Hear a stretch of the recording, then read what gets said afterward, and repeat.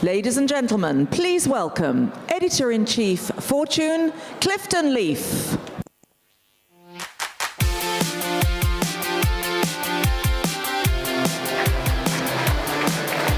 Good morning. Good morning. Everybody have fun last night? That was extraordinary. And I want to thank the Guangzhou Culture Bureau for making that extraordinary event possible. I also want to signal out Delwyn Gray and Jane Beebe and the entire team at Fortune for making that so extraordinary. I mean, I can't tell you how much work goes into making something like that, but you could experience that and know for yourselves for sure. We have an exciting Day 2 program for you. And before we get started, I want to thank again our event sponsors for making this Fortune Global Forum possible. So our partners, first of all, CEFC, China Energy Company Limited, China Southern Airlines, our official airline, which was quite lovely, I should say, Country Garden Holdings Limited, GE, GAC, Guangzhou Pharmaceutical Holdings, Herman Miller, again those chairs, Huawei, Insigniam, Midea, Shui Xin Fang, the official white spirit, and Yusho Financial Holdings. And then wait, I think we have some more even. Let's just see. It's a long, happily it's a long list. Tencent and Atom Think Tank, of course, and our knowledge partner, McKinsey & Company. So we'll start right off. 2 years ago, our next guest was named as chairman of Walmart. He started out as a store employee, eventually becoming the CFO of Walmart Japan. A graduate of Georgetown University and a Stanford MBA. And I just learned a foreign service expert. He sits on the board of China's Baidu and several other companies. And he oversees the world's largest employer and revenue generator. The company in the top spot on the Fortune's Global 500 list. Please welcome to the stage Chairman of Walmart Stores, Greg Penner. Thank you.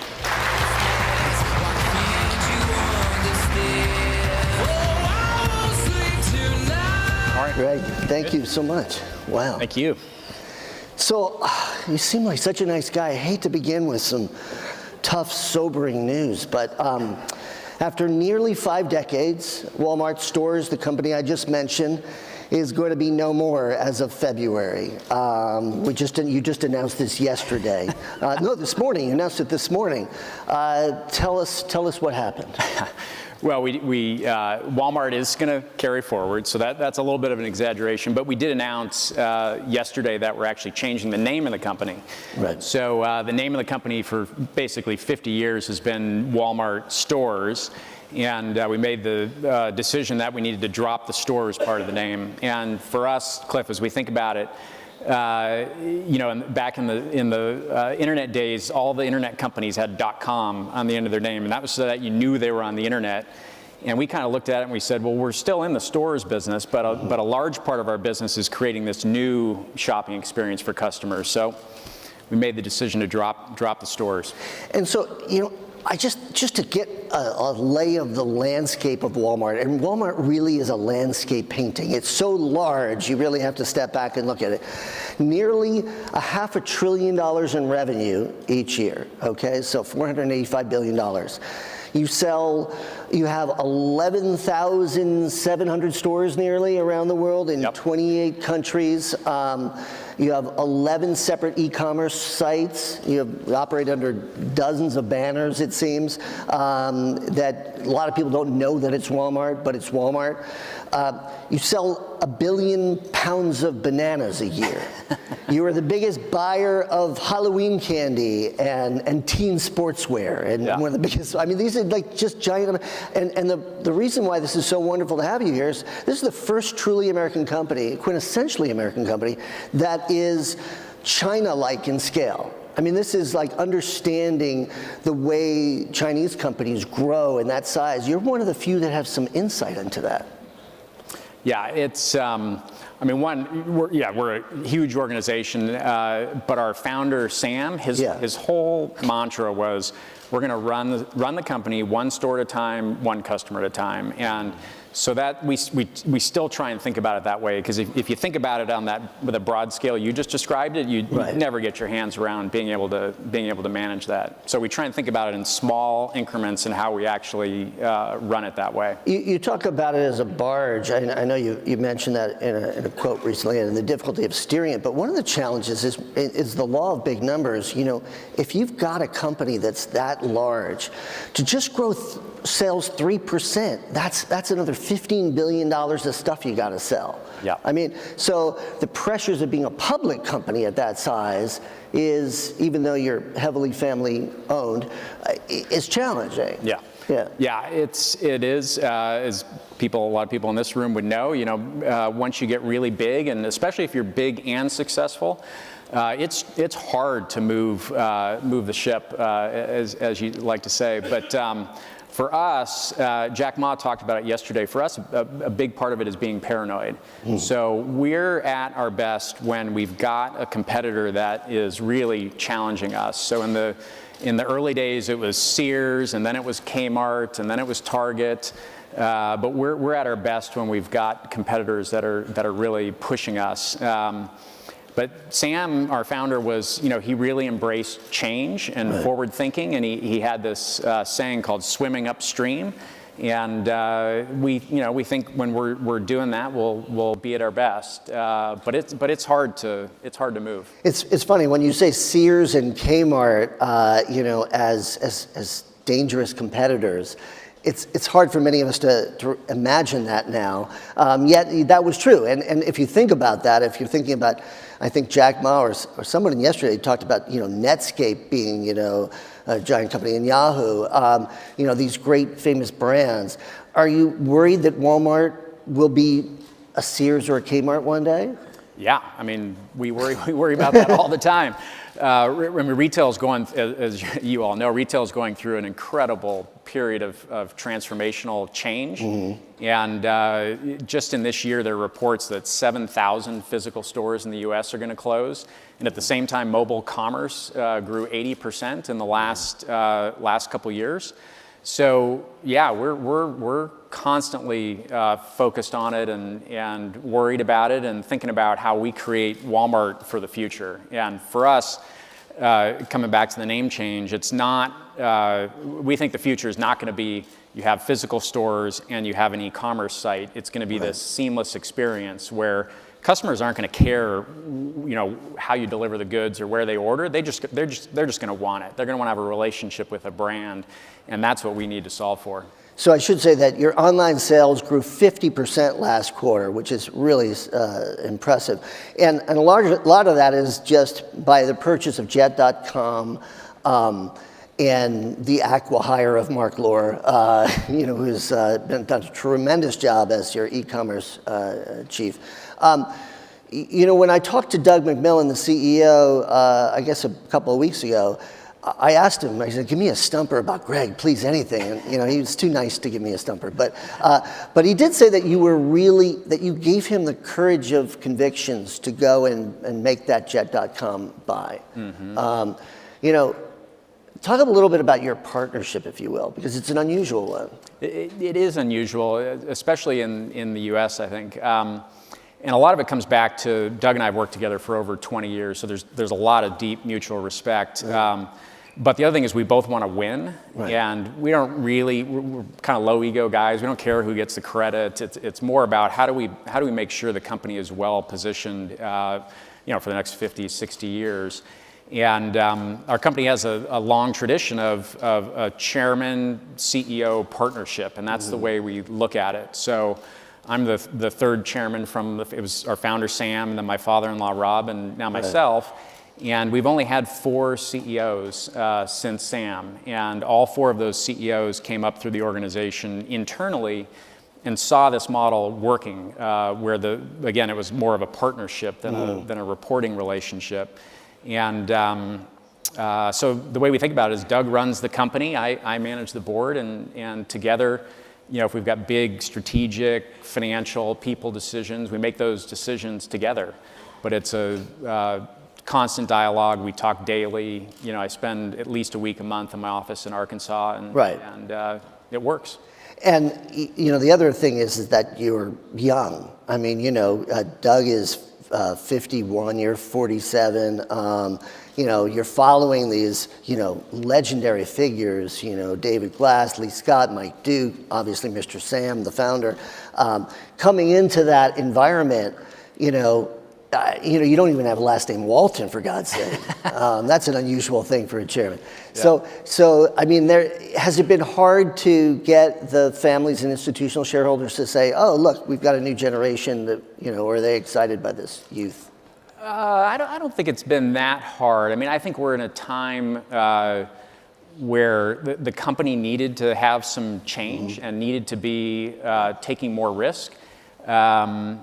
So again, because of this transformational period, so I've been around the company for 20 years and have a lot of experience with the team and the business, right. and again, I try to think about it in the small things that I can impact rather than being overwhelmed by the enormity of what we're trying to accomplish. So let's talk about a couple of those. So, online sales, as I said, had a heady period this last quarter. Globally, you're about a 4 to 5% e-commerce rate, it seems, for your percentage of revenue.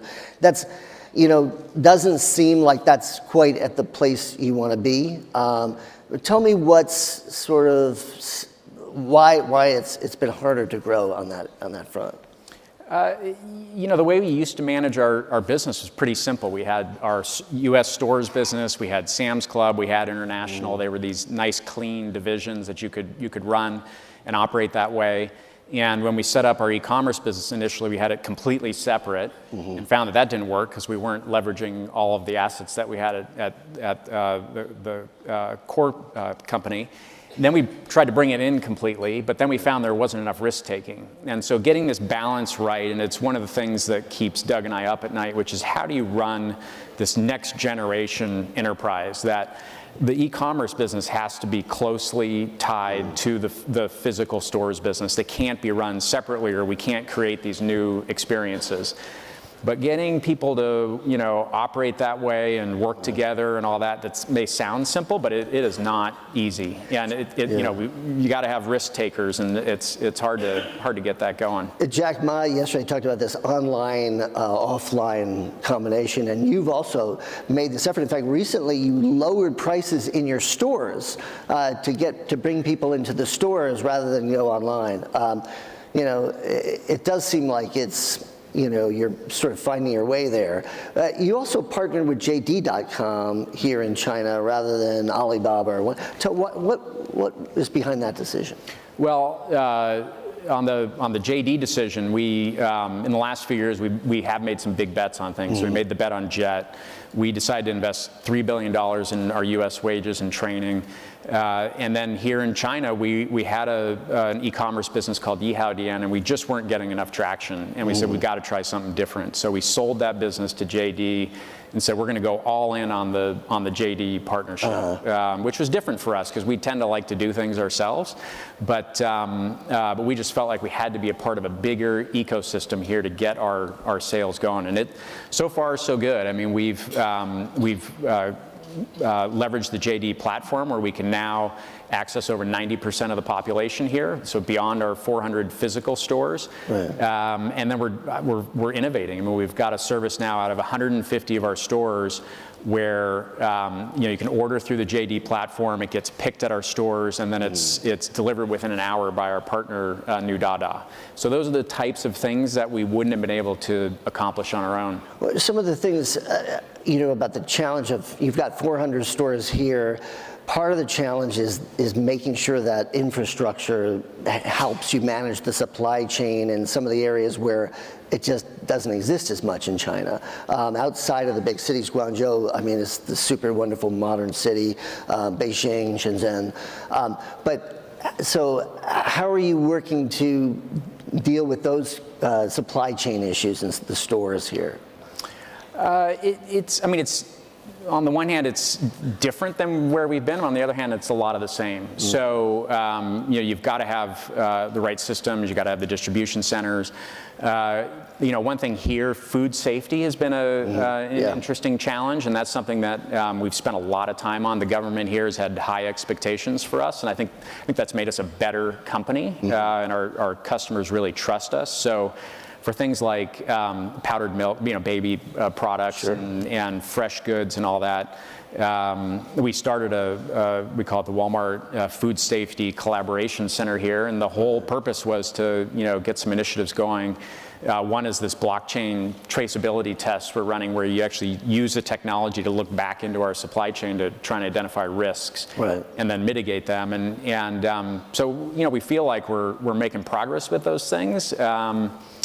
But we still got to work at it. So in a minute, I want to just ask for questions from the audience. So please, think about it and raise your hand when you're ready. But I think one of the great things about having you here is that people, your size again means that you're a very, very prominent fixture in social media. I mean, and in the news. You're mentioned 60,000 times in social media a day. Walmart. That's an unbelievable amount of things to keep track of. In some small towns in America, when there's a holdup, it probably happens at a Walmart. You're in the news all the time. And so, again, when you mention the danger of powdered milk or something and food safety, you're in a very scary position there. You have to be held to a higher standard. Yeah, it is and it isn't. I kind of view it as there's only so much you can control in the job that you do, and we are such a big company. In 2.5 million associates around the world and almost 12,000 stores. Something bad's going to happen every day, and something good's going to happen every day. And you just have to. You got to do the best that you can, and you have to be on top of it. But we've got good people around the world, trying to focus on these challenges. All right, let's get a question. Anybody? A question? Got the paddle. There are people with paddles over there. All right. While we're waiting to find if there's no one there. Alan yesterday mentioned the Change the World list, which, we're very proud of at Fortune. This is a list that highlights companies that are doing well by doing good. So as part of their core business strategy, not through their foundations or their marketing arms, but really with an eye to improving their business, improving profit or revenue or shoring up the supply chain, companies are solving problems. And Walmart has been on our list all 3 years. You're only one of 2 companies that have been on the list all 3 years for sustainability, for paying your workers more, for really focusing on that. What are you doing here in China on that sustainability front? The biggest thing, I'll talk about how we got into the whole sustainability area, but the biggest thing here in China is with our factories, and we've got a factory energy efficiency program. So we set an aggressive target a few years ago of getting over 70% of our factories in that program. And so far, we've eliminated around 250,000 metric tons of emissions in our supply chain. So we're active on that front here. We got into the whole. First of all, people always ask this question. Can you be successful in sustainability if it's not core to your business? And I think you can't. I don't think you can have a sustainability officer off on the side, working on projects. But we got into it in an interesting way, which is in 2005, Hurricane Katrina hit the Gulf Coast, and we were on the ground with all of our stores around New Orleans, and we saw a really slow response to a building crisis. And we said, we're just going to go in and we're going to use our resources in logistics, and we're going to bring supplies. We're going to take care of people at our stores, and we did that. And the response that we got to that was pretty incredible. And our CEO at the time, Lee Scott, in a meeting a month later, stood up and said, why can't we be that company every day? And that caused us to take a step back and broaden who we think about as the stakeholders in the company. And we ask questions like, maybe we should focus more on women's economic empowerment. Let's, develop our supply chain to be more sustainable. And we set some big goals at that time. We set a goal of eliminating all waste that went to landfills from our stores in the US, and we're at 75%. We tried to get, our goal was to get to 100% renewable energy, and we're at 25%. So we set some big goals, and we're making progress. So speaking of which, the Paris Accords, the climate change agreement that the U.S. pulled out of, there are a whole slew of issues in which there seems to be this blowback, anti-globalization, anti-anything that seems that it's bringing the world into accord in some ways, whether that's through free trade or, as again, through treaties.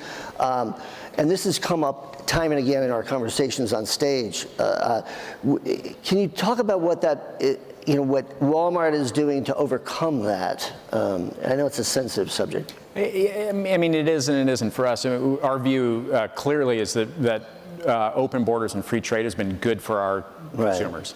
So, you just look at the level of inflation in the U.S. It's been incredibly low for a long period of time.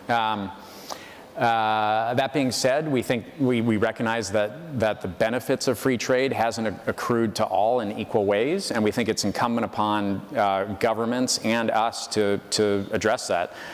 I saw a statistic recently that said 65% of children entering primary school in the U.S., when they grow up, they'll have a job that doesn't exist today. Wow. So if you think about that, that's incredible. Some of that's globalization, some of that's technology.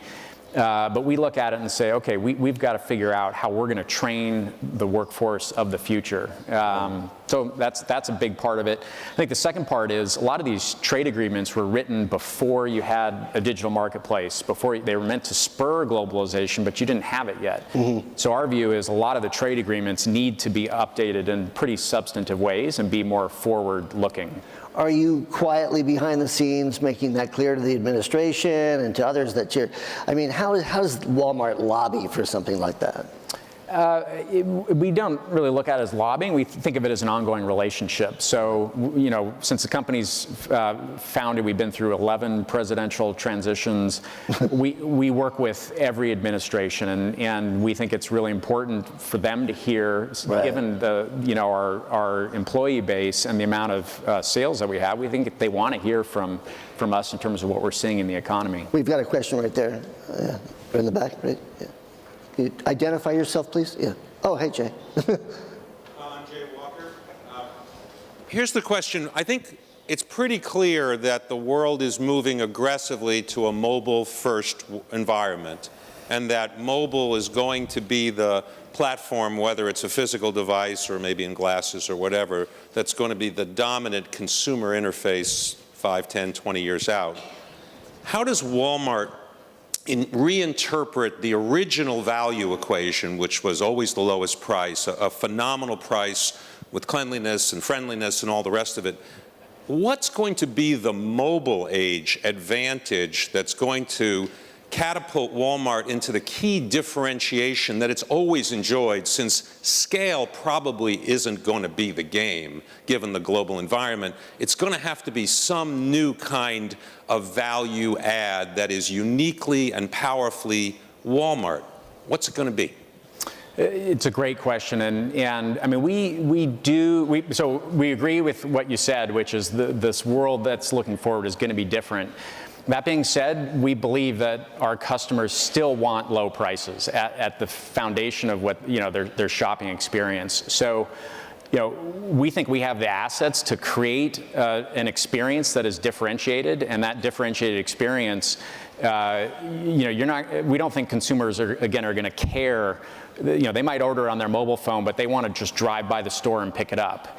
And Cliff, you mentioned earlier that our pricing is different, and that's intentional. We think if you're selling a can of corn and it's 98 cents and it's going to cost $4 to ship it to somebody, it's better for them to order it on their phone, just swing by their store, and we've got a side of the store that's geo-fenced, and when they roll their car in, somebody brings it out and puts it in their car. And so we think we've got the assets and the people now to create those unique experiences. That being said, at the core, the fundamental part of that experience is going to be a low-cost system that enables us to deliver great prices, and we don't think that part's going to change. You know, we've got 1 minute left. Unfortunately, I'm sorry we ran out of, there's not that much time here, but you also run a venture fund, largely with the family, Walton family money. You were an early smart investor in Baidu here in China. You lived in Japan. You have for a couple of years and know Asia well. Where do you see the best new investments in this area? I mean, certainly there's opportunities here in China. I think for the first, I mean, I've always been impressed. I've been, coming here for 15 years. We invested in Baidu almost 20 years ago. And it's always impressed me from they just had this mentality of we're going to get things done. And initially that was these big, from a country perspective, that was these big infrastructure projects, but a lot of that shifted into innovation. And we're seeing incredible innovation here in this market with things like rapid delivery that other markets of ours we're going to be following and learning from. So, Greg Penner, thank you very much. Thank you. Conversation. Appreciate it.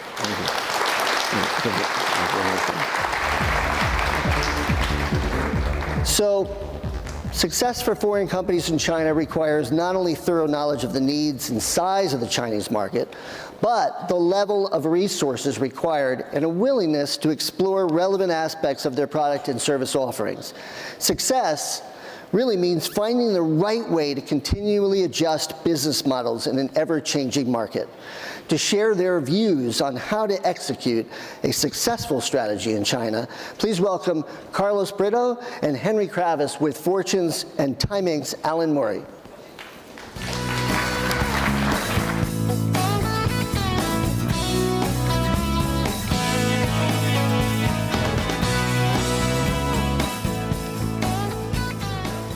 So this panel is about winning in China, and we're fortunate to have two men this morning who are doing just that.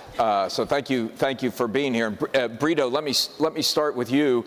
You've got 20% of the beer market here in China, and for you it's a very fast-growing business and a very profitable business. How do you do it? Well, first, good morning, everybody. Thanks for having us. Here in China, we started 30 years ago.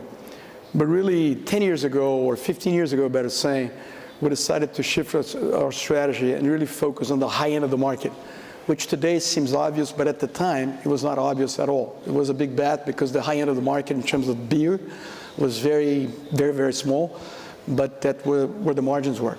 So, and today, looking back, was the best thing we did. Today, we have 20% of the total market, but in terms of the high-end market, we have more than 60%. And in terms of profitability, we're the #1 brewer in China by profits, by far. And that's because we had a long-range plan. We had the patience to continue to invest in local talent, continue to understand consumer insights, and bet that the demographics in China would change in such a way with the middle class growing and that the consumers would tend to trade up. And we built those brands up here, and consumers are coming towards our brands as opposed to us, other players that are chasing consumers up. So you operate all over the world. You're in 50 different markets. Talk about what distinguishes the Chinese market. What makes it harder? What makes it easier? What makes it different? I think China is one of those markets where averages can hide everything. So in China, you really have to go province by province, location by location, because there are many different Chinas. It's such a continental-sized country. So in the Southeast, of course, consumers have different level of requirements. Channels are different by which you sell the products. For example, in China, e-commerce is developing way ahead of other countries. So channel mix is something that in the last 30 years we saw channels pretty much disappearing, some others emerging big time. So that's something you have to pay attention to China. Averages can hide a lot of interesting things. Henry, how long have you been investing in China? We started investing here in about 2005, and today we're running somewhere in the neighborhood of about $1 billion a year of equity we're putting into the country.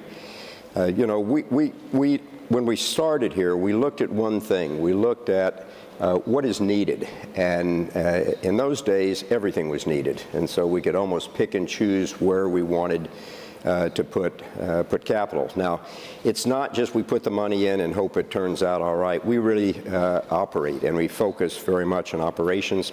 We, for example, one of the things that the government needed very badly was to improve food safety and security.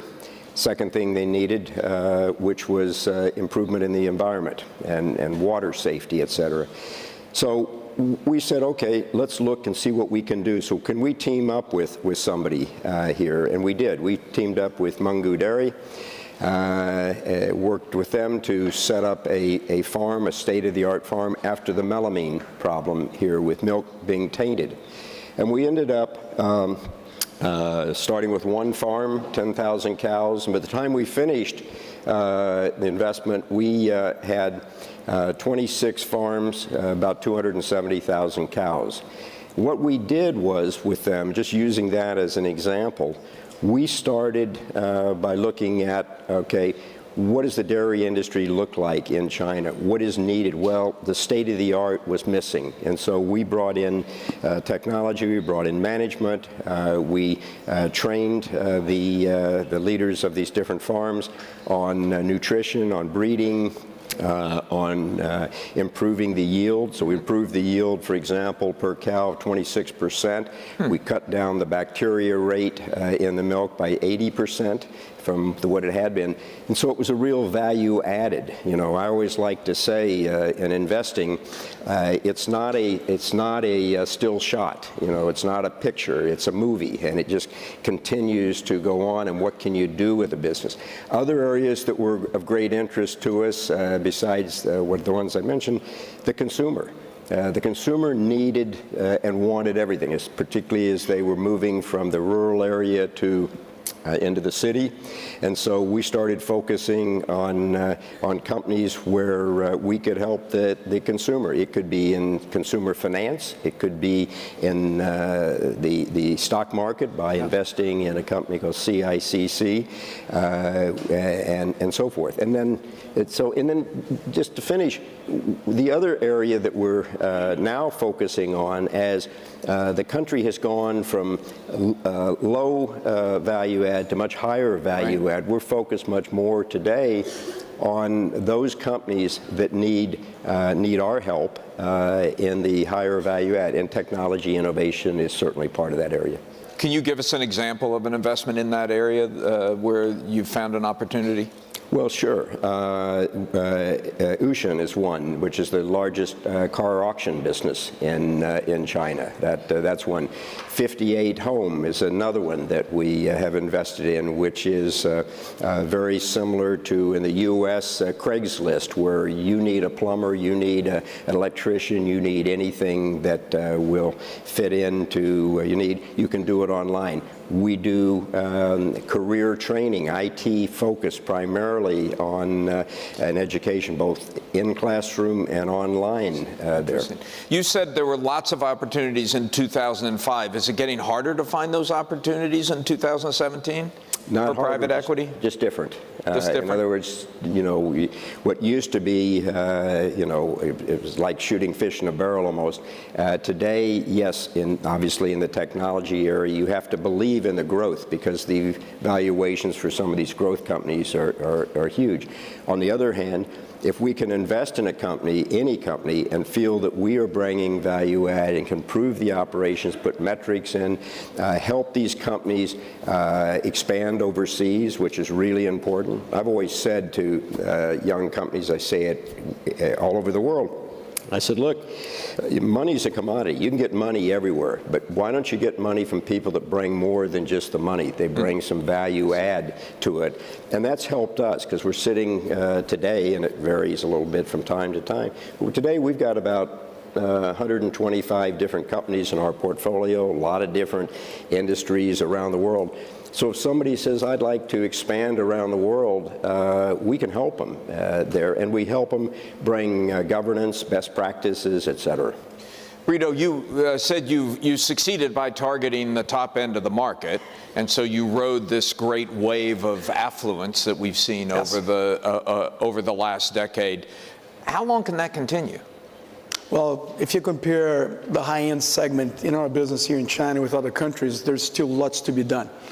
What Henry is saying about the economy being more based on value-added activities, this is very important to us, play well to our strengths, because you have people with more purchasing power looking for experiences. The insight is that consumers everywhere, and China is the same thing, people look for more than products, they look for experiences.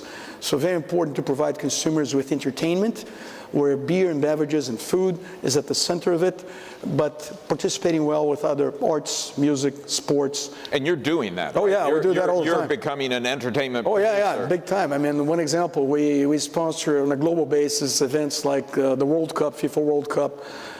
We sponsor Tomorrowland, Wimbledon, so many others. And live streaming, for example, in China is big. For example, the last Tomorrowland that takes place in Belgium, it's a global event for EDM, electronic dance music. It's one of the most popular ones. And in China, the streaming was done for the first time 2 years ago. And last year, it had 70 million people in China, consumers watching live from Belgium, the streaming. And this year, I mean, next year, 2018, the World Cup, which happens every 4 years, Budweiser is the global sponsor, and we do lots and lots of streaming in China and around the world. So, I mean, it's something that consumers are looking for, experience more than just a product. What's your best-selling beer in China? Budweiser. It is Budweiser. Budweiser, yeah. But a lot of your success has been with more sort of craft beers here, right? Yeah, craft and local beers. I mean, we started with local beers as a base volume scale to get Budweiser on top of it. And now we have what we call the super premium, which is on top of Budweiser. So we have Corona, we have Stella Artois, we have Leffe, we have Beck's, we have Hoegaarden. So all these beers that sell for double the price. So again, consumers are looking, as channels go from the traditional nightlife, KTV channel in China to more Western type channels for entertainment, the product mix also evolves, and consumers are willing to pay a higher price because the experience is one that they are looking for. Do you own a lot of Chinese craft beers? We do own a couple of them, but again, China is big on imported brands as well.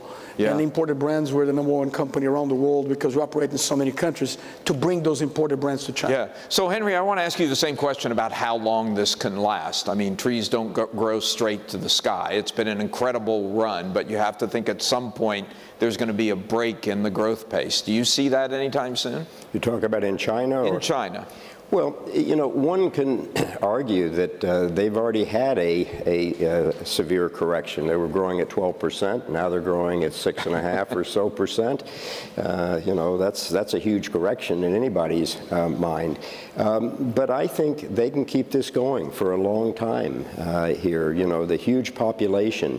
And again, I say, as long as they can focus on their financial institutions, which is really key, and not let that get out of control, keep the social harmony that's important to the government, I think they can go for a long time. Yeah, yeah. But Alan, if I can add one thing to what Henry is saying, yes, the country is growing at 7%, but that again is an average. If you look at some parts of the population and what they're buying and what they're consuming, the high end is going way ahead of that. Much faster than that. Much faster than that. So for us, we're still very bullish that there are many ways to continue to uptrade consumers. You can, you know, go from mainstream to mainstream plus. You can go to premium. You can go to super premium. You can go to prestige. So I mean, the number of ladders that consumers are willing to take once they have purchasing power is almost. But everything is in different size here, yes. You know, and you know, we think of different scale than you have. So I met with the CEO of a wonderful company, Meitao, a few days ago, and I asked him. I said, "So how many food deliveries do you have a day?" And he said, 16 million, but we're just starting to scratch the surface. 16 million. There's no company that has 16 million for the week in the U.S. Brito, your company is known for its strong management practices. Is management different here in China than it is in other countries in the world? No, it's the same principles, just faster. I mean, in China, you have to think long-term, like we think in other countries, but in China, you really have to take that seriously because, again, we invested in a segment that didn't exist 15 years ago, and today is the name of the game. So you have to have patience, resilience. You have to hire the very best. And in China today, you have lots of Chinese that go abroad, study, they come back. So we're always hiring Chinese in the U.S., in the U.S. schools, and they want to come back to China because they see opportunities. And the Chinese talented people, they want to also join companies where they see a purpose. And beer, in that respect, being a very community-centered product, because you hire locally, you source locally, you produce locally, you sell locally. We're very involved in whatever it has to do with the community, environmental issues, impact environment, water. I just came back from Putian in the Fujian province 2 days ago, where we opened one of our biggest breweries in the world 2 days ago with the government. We had a ceremony, and it's a very high-tech brewery, and it's the one with the best metrics in terms of water, heat, energy, recyclability. And that's all because we partner with the government. For example, we are one of the first companies to partner with the government to do what they call the river chief, in that you adopt a river. And together with the government, you try to take care of that water quality. Yeah, it's interesting you say that. I don't know if you heard Jack Ma yesterday. He said the last century was about making money, and this century is about doing good for business. It has to be a bit of an overstatement. Making money is obviously still important. But is there something going on there that the two of you detect where businesses feel it becomes more important to show your customers and show your employees that you're doing good in the world? I think you have to do both. I mean, I think this tyranny of or, either you do this or that, that's what it's gone. I think today consumers want you to have, of course, products, innovation, all that, but they want to know what you stand for. They want to know what the company behind the products, what that brand stands for. So our global brands, for example, are very clear in what they stand for. Stella Artois, for example, our global brand is all about water. Corona is all about beaches and clean ocean. And Budweiser is all about responsible consumption.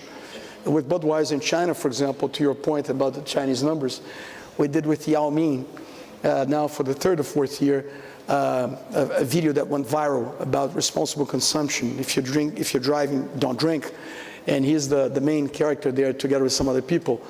240 million people watched that video. That's a big number. Yes. 240 million It's almost people. the size of the U.S. Exactly. That is a big number. To your point, Chinese numbers. Yeah, you know. But you have to do both. Yeah, go ahead. I absolutely agree with Carlos. You have to, we got to do both.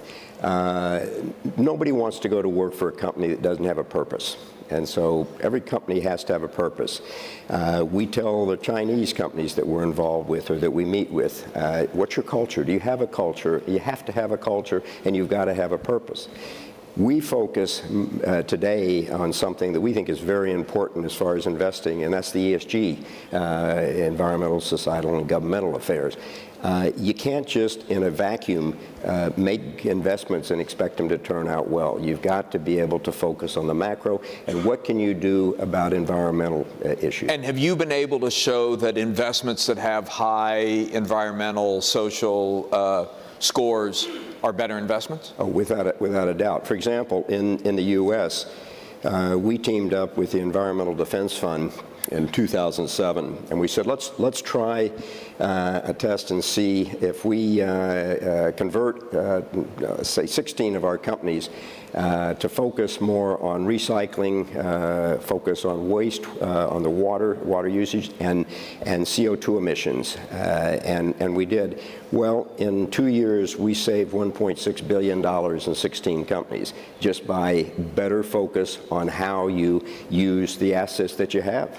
Yeah. And the water's not free. That's the power of the and.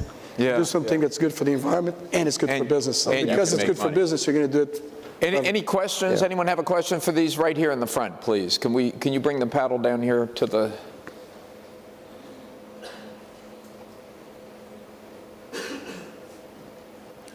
Thank you. I have two questions. One is, what's the American sentiment towards China these days? Is it fear? Definitely not overjoyed, I guess, given all the high growth here. And,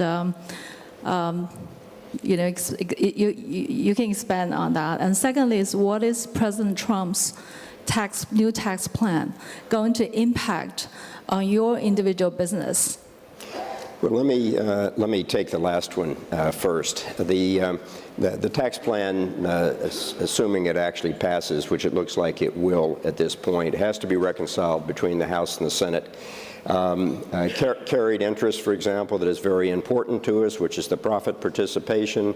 That changes to a 3-year hold from no time limit before. Interest deduction will be limited to about 30% of EBITDA, and that'll affect. But then on the other side, you have corporate tax rates that are coming down from 35 stated to 20% stated, and that will offset some of that loss in tax shelter that you get from that. So net, we've run our numbers. It's not really going to make a huge difference in KKR's portfolio of companies. There. As far as how does the U.S. think about China these days, look, it depends who you talk to. I can only talk for myself. I read what I read as far as President Trump and his concerns with the country. My own views are this is a phenomenal opportunity for people like us because so many companies need help, want to grow overseas. Example, we were a large shareholder in Hire, which is a big white goods business in China. They wanted to expand overseas. They couldn't figure out how to buy the GE appliance business.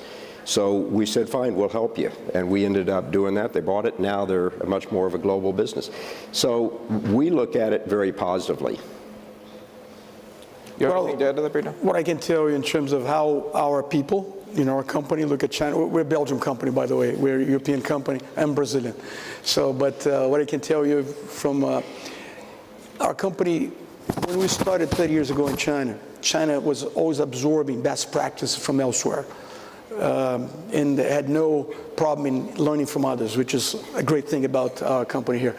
But now, since many years ago, China is now exporting best practice. Best practices are happening here. Best practices are generated here and exporting to the rest of the world within our company. So it's a big shift. Fascinating. And it's fascinating. It's Thank great you to be here. both. Thank you both. It's Thanks so much. A great discussion. Thank you. Thank you. Thanks so much, man. Thank you. Thank you.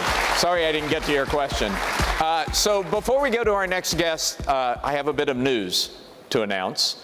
You will be the first to hear this.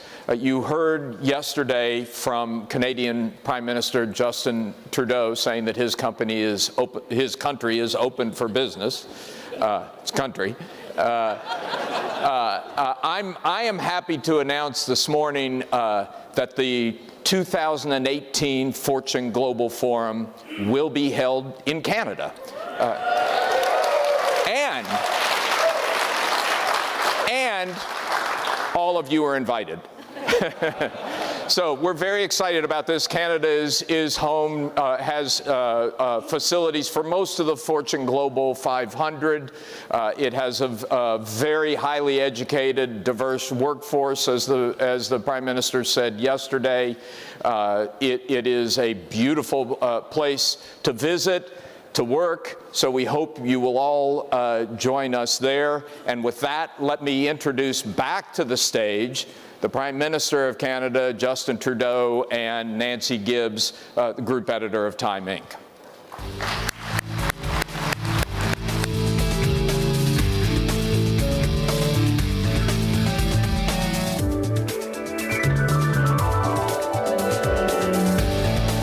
Well, that's very exciting news. This time last year, the Global Forum was at the Vatican with sessions with Pope Francis. We've had extraordinary hospitality this week and last night, a mind-blowing evening at the Sun Yat-sen Memorial. So in the spirit of can you top this, what can you promise this group about what they will see and hear and eat? Yeah, I know. The Vatican, the extraordinary welcome we've had here. We're Canadian.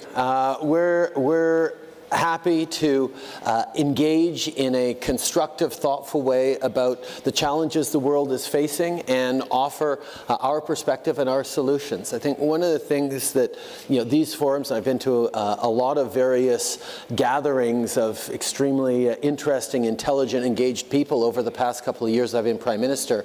And one of the things that we see is we're all struggling with the same kinds of questions of the disruptions in the workplaces, challenges around trade that benefits our citizens, challenges around investments that benefit everyone. There are tensions around the world that having substantive conversations about from multiple different perspectives is actually not just important, but essential.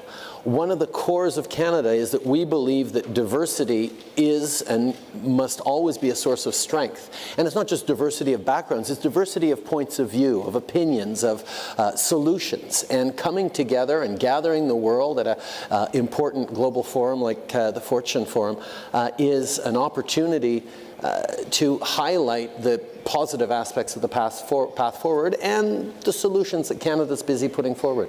So I'm eager to talk about some of the challenges you raised in your remarks yesterday. Let's start out with trade, which was a big focus, and moving geographically. NAFTA, what is the state of the talks, and where do you see that going? NAFTA has been an extraordinarily successful trade deal over the past 25 years. It has created millions of good jobs for all three of the countries involved, Canada, US, and Mexico. 9 million at least jobs directly depend on NAFTA in the United States for trade with Canada. We know that after 25 years, any trade deal is going to need to be updated and renewed and new aspects brought into it, and we're excited about that. The negotiations any negotiations are going to be challenging. There's moments of advance and moments of greater challenges, but I remain fundamentally convinced that the positive impact that NAFTA has had, that trade has had on the United States, when I talk to governors, when I talk to members of Congress, when I talk to business leaders who recognize the kind of disruption a step away from NAFTA would be, it leaves me confident that we're going to continue to work in ways that benefit all of our citizens. The President, for all the positioning that he takes, he got elected on a commitment to help middle-class Americans do better when they felt that, quite frankly, maybe progress had passed them by. One of the powerful levers to do that is trade that works for them, is progressive trade deals, and that's exactly what we're trying to achieve with NAFTA. But your foreign affairs minister described the U.S. attitude as a winner-takes-all mindset. Do you feel that's still the case? I think the current administration has perhaps different negotiating approaches than past administrations have had. But you have a great future in diplomacy. I think the issue fundamentally comes down to are we going to be helping or hurting our citizens? And governments want to help their citizens, and I think canceling NAFTA, I think turning back the clock on really important measures that have benefited the United States and Canada and Mexico would harm our citizens, and I have to ultimately believe that that's not going to happen. If the president were to follow through and withdraw, would you envision entering into bilateral talks?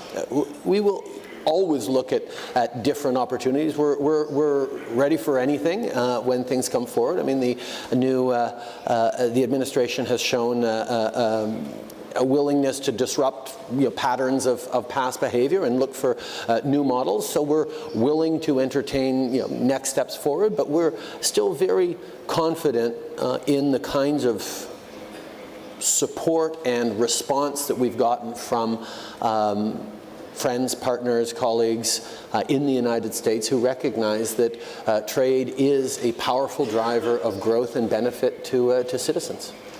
So then moving east to TPP, there were headlines coming out of APEC of Canada sabotaging TPP.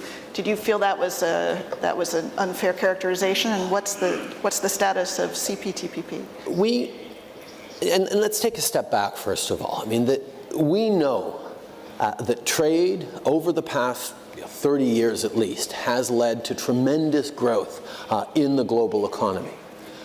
But there was a promise when we created and we moved forward with pro-growth strategies and policies, the promise was we'll create growth and everyone will benefit from it. And what we've actually seen over the past decades in many places is that people are wondering when the benefits are going to reach them. Middle class is stalled in a lot of our Western countries, and people are starting to withdraw their support for pro-growth policies like trade, and that's where we get spikes in nationalism or protectionism. And I think it's really important for us to start not just making a case for trade, but demonstrating that trade can benefit ordinary citizens, workers, small businesses. And that's where, when we talk about more or modern trade deals, like the one we signed with the European Union. We just recently closed CETA, which is our free trade deal between Canada and the European Union.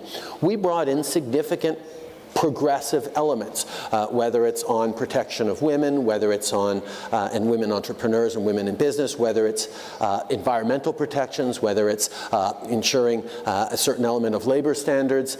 These are the kinds of things that ensure that as we get growth, the benefits of that growth are broadly phrased. If we move forward with simply, straight and classic trade deals that focus all on tariffs and barriers and don't think about the impact it's going to have on citizens and communities and people, then we are going to find ourselves in a world where protectionism and inward thinking is the only option.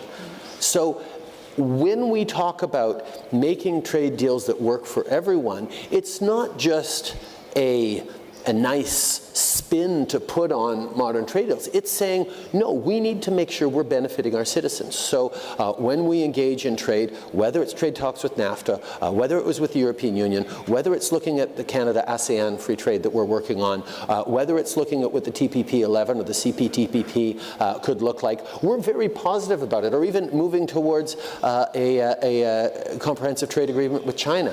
These are things that we're very enthusiastic about, but we're going to remain focused on not just the benefit for the multinationals and the country's bottom line, the benefit for ordinary citizens. And I think that's something that is an increased imperative everywhere around the world, including here in China, where what has been done over the past decades has lifted hundreds of millions of people out of poverty and into the global middle class. But as you approach, you would be the first G7 country to do a bilateral trade deal with China. Are you concerned about the pushback domestically about whether a progressive trade deal with China is possible, given your position on human rights, on health, on environmental protections? Every trade deal in the world is, by definition, between two different places with different approaches, different pasts, different stories, different kinds of governments, different politics. And there's always going to be a figuring out how to interface two different systems in a way that is mutually beneficial.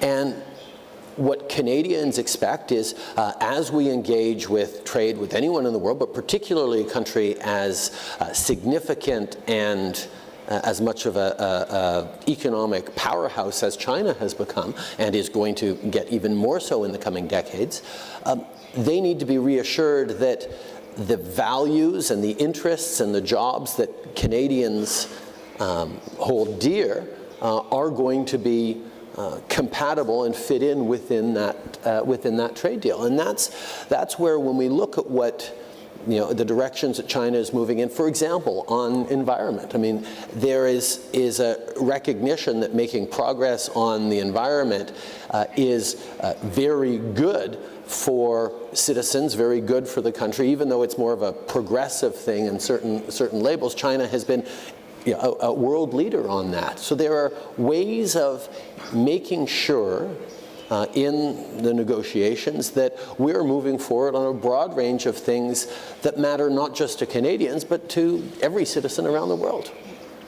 You spoke yesterday about Canada's leading position in advanced technologies, in artificial intelligence, in robotics, and it raises the question about whether you see another kind of digital divide than the one we usually talk about, of not whether large numbers of people have access to high-speed internet, but one between the public and the private sector, of whether governments are actually equipped right now to understand the implications of new technologies, and for that matter, to regulate increasingly powerful technology companies that are global, whose impact on our lives is immense. And I wonder how you think about that as a government leader and what that road looks like to you. Well, I think, first of all, I mean, the shift we're undergoing in Canada. I mean, traditionally when investors and companies and even countries around the world think of Canada, we think of what has been our strength in the past, which is natural resources. And we still have lots of natural resources and you know, great commodities. But we've recognized that the way the world is going, our greatest advantage is in our people, is innovative, forward-thinking, value-driven, diverse people from every corner of the world who are willing to learn, to you know, face the challenges of the shifting global economy and the disruption in the workplaces with optimism and confidence. And that's one of the reasons why we're so excited about the investments in AI, the investments in robotics, the investments in quantum computing we're doing. We know there's disruption coming with the fourth industrial revolution. What Canada has realized, I think, earlier than most, is that if we want to succeed in the long term, we have to be part of it. We have to start leading in that innovation, leading in that disruption to get through the transition and beyond it. And that means encouraging and empowering our citizens with better education, with abilities to code, to be powerful users of technology, so that in the shifting job markets, they can not just have a level of confidence about their own future, but they can actively shape their own future in the technologies we use around the world. Governments obviously have a significant role in both setting the stage for that. We've made massive investments in research and innovation, in science, but we've also made massive investments in education and training and R&D so that we can actually make sure that we're not leaving people behind. And that's part of the divide we're trying to look beyond. The other thing, and it comes up, this idea of government regulation. When we ask ourselves, as we see the pace of transformation on AI, for example, and the disruptive impact that's going to have in so many different areas of our not just our work life, but our home life as well, having a government and having a place that is seriously thinking about the impacts on communities, the impacts on different cultures, the impacts on citizens and privacy rights and human rights and all those things is something that we fold in Canada to everything we do. So as we look at how we're creating and participating in the creation of the next wave of disruptive technologies, it's sort of a point of pride that Canada will be, private and public sector, part of that discussion that will shape so much important technology for the future. You've spoken a lot about the anxiety that workers feel, and there's all sorts of research about the sense of people feeling overwhelmed just by the pace of change that they are confronting. How much are you seeing the rise of either nationalist movements or isolationist or populist movements in Canada? How is that playing out in the face of these forces? I mean, we have a little bit of that, but I mean, for example, the one thing that, one of the things that we have that is extraordinarily valuable is a population that is positively inclined towards immigrants and refugees. And that comes from, and that's not sort of the government driving that, that's Canadians in their communities right across the country. People are welcoming Syrian refugees, knowing that being able to draw in great talent from around the world is going to create better opportunities and jobs for everyone in Canada. And as a government, being able to promote that and protect that with a strong and rigorous immigration system, bringing in things like our global skills strategy that means that if you're a company wanting to invest in Canada, you can bring in some of your top talent in 2 weeks, get a work permit in 2 weeks because we know that that means you're going to be hiring up some of our great local engineers, the great graduates we have from our top universities, and creating good jobs for them, instead of what we have up until now, which is recognizing that the top universities in Silicon Valley, where they get most of the graduates from, are, for example, University of Waterloo. So we have a lot of great Canadian talent going elsewhere. Now, with the stability, with the approach, with the basket of solutions that we're creating in Canada that is bucking a little bit of the tides that are of concern to people who play in the globalization sandbox, there is a real interest in what Canada has to offer. And I think that's one of the reasons I'm so happy to be here and chatting with all of you, is to say that Canada is often overlooked, but I'll tell you, I was listing yesterday some of the countries that weren't, companies that weren't overlooking Canada. The big Amazons and Facebooks and Apples and Googles are all investing in Canada because there is a quality of work, of innovation, of solution, of quality of life for workers and citizens that is a very exciting place to be and an important driver of success in the global economy.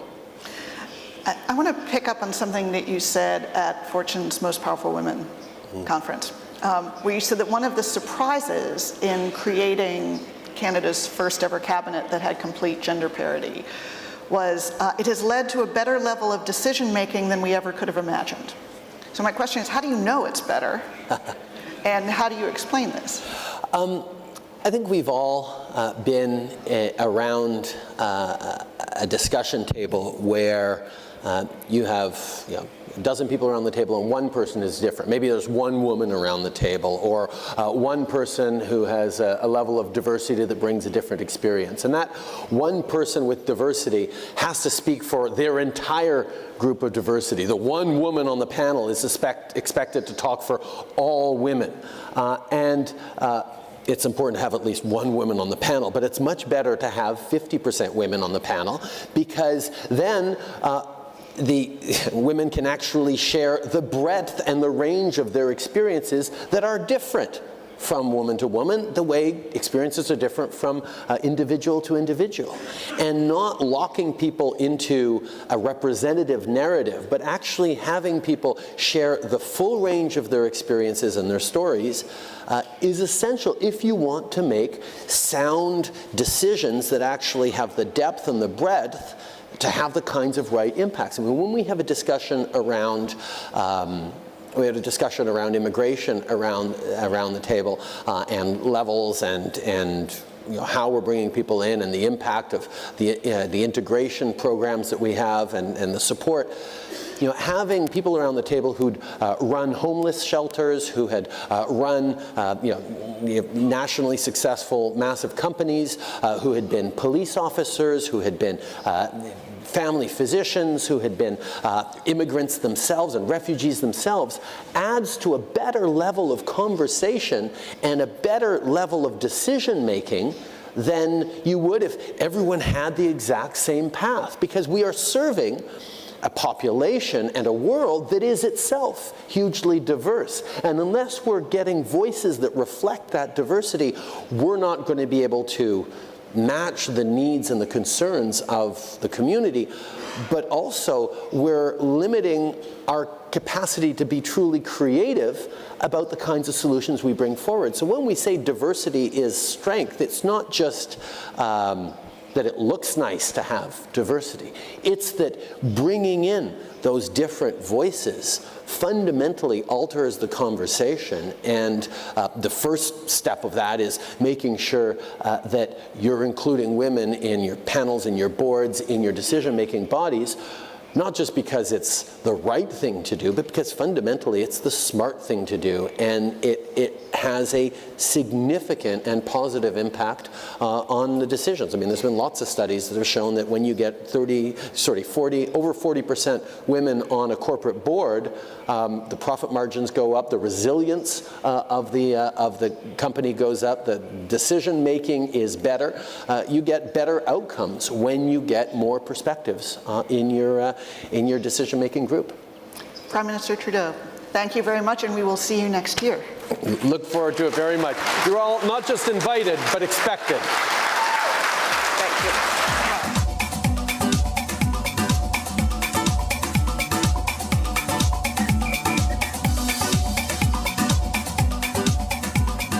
Thank you, Prime Minister. You know, the Prime Minister spoke at our Fortune Most Powerful Women Summit just a couple months ago, and it was really, we're such an honor to have him then and now. Our next guests have extensive experience in global trade. Penny Pritzker, as I'm sure you know, was the Commerce Secretary under President Obama, who urged China to further open its markets and extend trade. She's also, congratulations are in order to Penny, she just joined the Microsoft board. The other, Andrew Robb, is a former Minister for Trade and Investment from Australia. He's been on the cutting edge of negotiating trade deals with China, Korea, and Japan. And joining them is a leader in Chinese trade relations, and he's going to bring his expertise from the Chinese perspective. John Chow Chung, welcome all of you.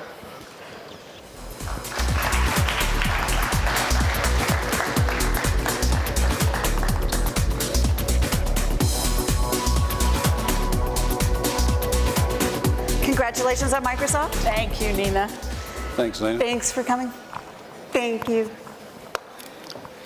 So I think as we sort of get our translations set up here, let me start by setting up this panel because, you know, I think we have to step back for a minute when we think about trade and just think about a year ago, TPP was likely going to pass. I know Hillary Clinton criticized it, but my sense was that it probably would have, she would have nipped and tucked it and stuck it in the oven and it would have come out the other side. So, but we've had an extraordinary shift in the dynamics of trade policy. We now have a president who has declared that he doesn't want any more multilateral agreements, in fact, only bilateral agreements because that gives the United States more power. So that raises the question, Penny, are multilateral trade deals dead? I don't think so. I really don't think so. If you think about the Belt and Road Initiative, you think about RCEP, you think about the TPP-11, I think there's a yearning for multilateralism, and I don't agree with our current president's approach. I think TPP was an important deal, but I also think it was an important arrangement that knit together 40% of the world's GDP and focused around Asia. And Asia is a region where much of the 21st century history is going to be written.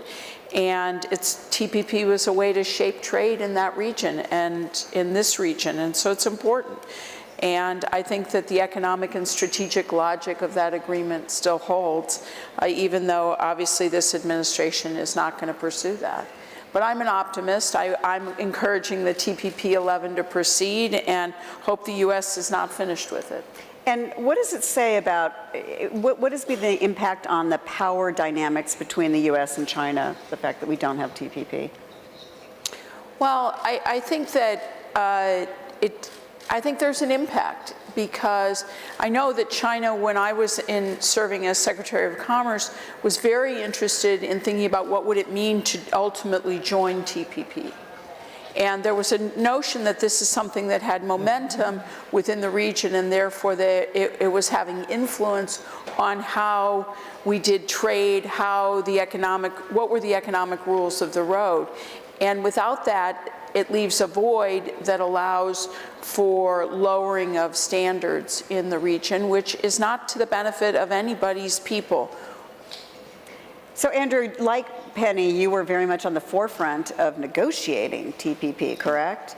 I was. And you said something pretty extraordinary to me backstage. You thought the U.S., or you said the U.S. is a destabilizer in this region right now. This is I left politics a year ago, 15 months ago, not long after negotiating the TPP and the China Free Trade Agreement.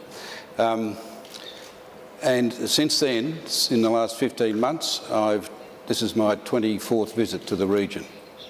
So I am seeing so many of the ASEAN countries and China and Japan and South Korea on a regular basis. And my observation is the most destabilising influence in the region is the fact that the United States pulled out of TPP.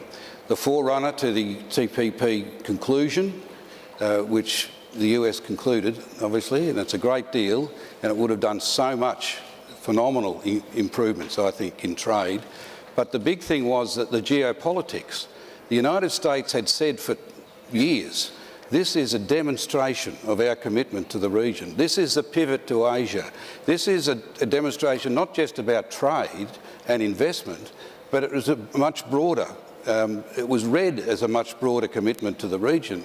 Now, there was no real sense that the US would follow through, or Trump would, and pull out. I can tell you all the smaller countries in Asia feel that no one has got their back.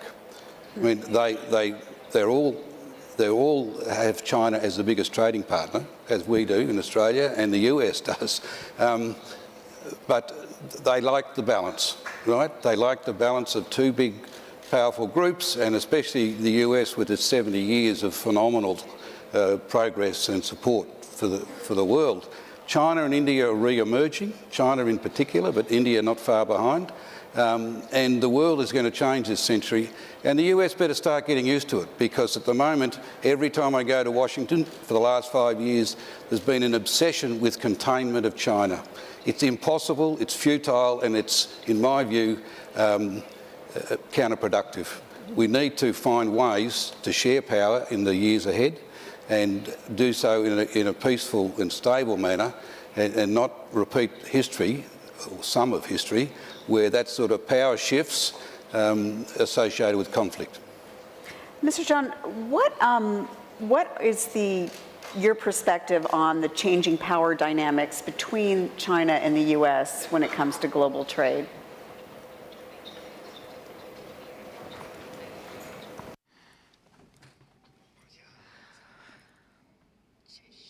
In the past 10 years, you've already seen such a change. The emerging economies are developing really quickly, especially in the overall global GDP. The emerging economies proportion exceeded that of the developed country. That was for the first time, and was a major change. And among the emerging countries, China is a major country as well. For example, if we look at the statistics in terms of the goods transaction, for consecutively 5 years, China has already become the largest one, except last year China was second to that of the United States. And this year, I believe there will be around 12% of the growth, with a total number of 4.2 trillion will make China the largest international trade economy. So as the largest developed and developing countries, the bilateral healthy economic development and trade relations will not only impact the bilateral relations, but also the overall economic structure of the world. We mentioned about the world trade, and there are bilateral mechanisms, including WTO. We hope we could establish cooperation with the United States, a more extensive cooperation under the bilateral framework. For example, environment or electronics. That's what we did under that framework. In terms of a regional cooperation mechanism, even though TPP decided to retreat out of this TPP arrangement, but within the APEC area, I believe there are still some possibility for us to continue this regional bilateral mechanism. So China, on one hand, will continue to promote the bilateral mechanism. On the other hand, will continue to promote the RCEP, especially this FTA upgraded version of regional cooperation. We also would not exclude the bilateral cooperations. For example, we signed FTA with Australia this year. China-Australia trade grow quickly. In the first 3 quarters of this month, it went up by 40% year on year. So it was a huge momentum of demand. So China also signed a free FTA with Korea. And recently, the Chinese leaders have shown that they would like to promote the China, Japan, and Korea FTA. And we also signed FTA with other countries not long before. So China and the United States should dedicate to the global trade development, including bilateral, multilateral, and regional. Thank you. Thank you. So, Penny, you know, in the United States, a lot of the focus, of course, is on Washington and what Washington is doing. But you've witnessed states and localities kind of doing their own acts on trade. Can you describe some of that?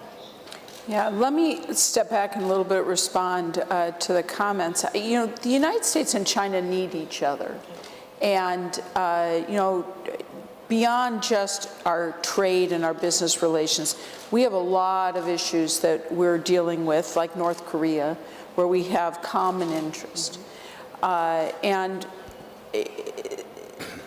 there's challenges that the United States faces, and one of the reasons why it's so important that our two governments engage on trade issues and economic issues.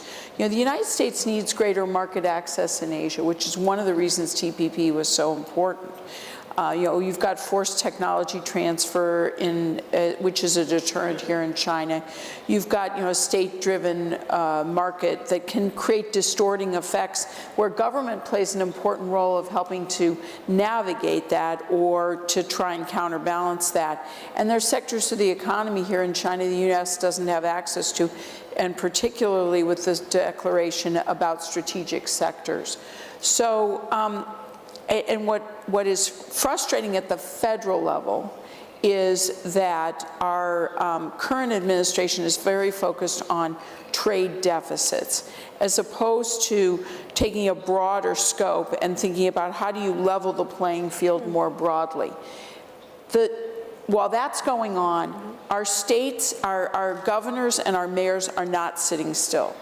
They are working with their businesses to be present here in China and to welcoming Chinese businesses into their communities because it's good for our peoples. It's good for business, but it's also good for employment and job creation and economic opportunity.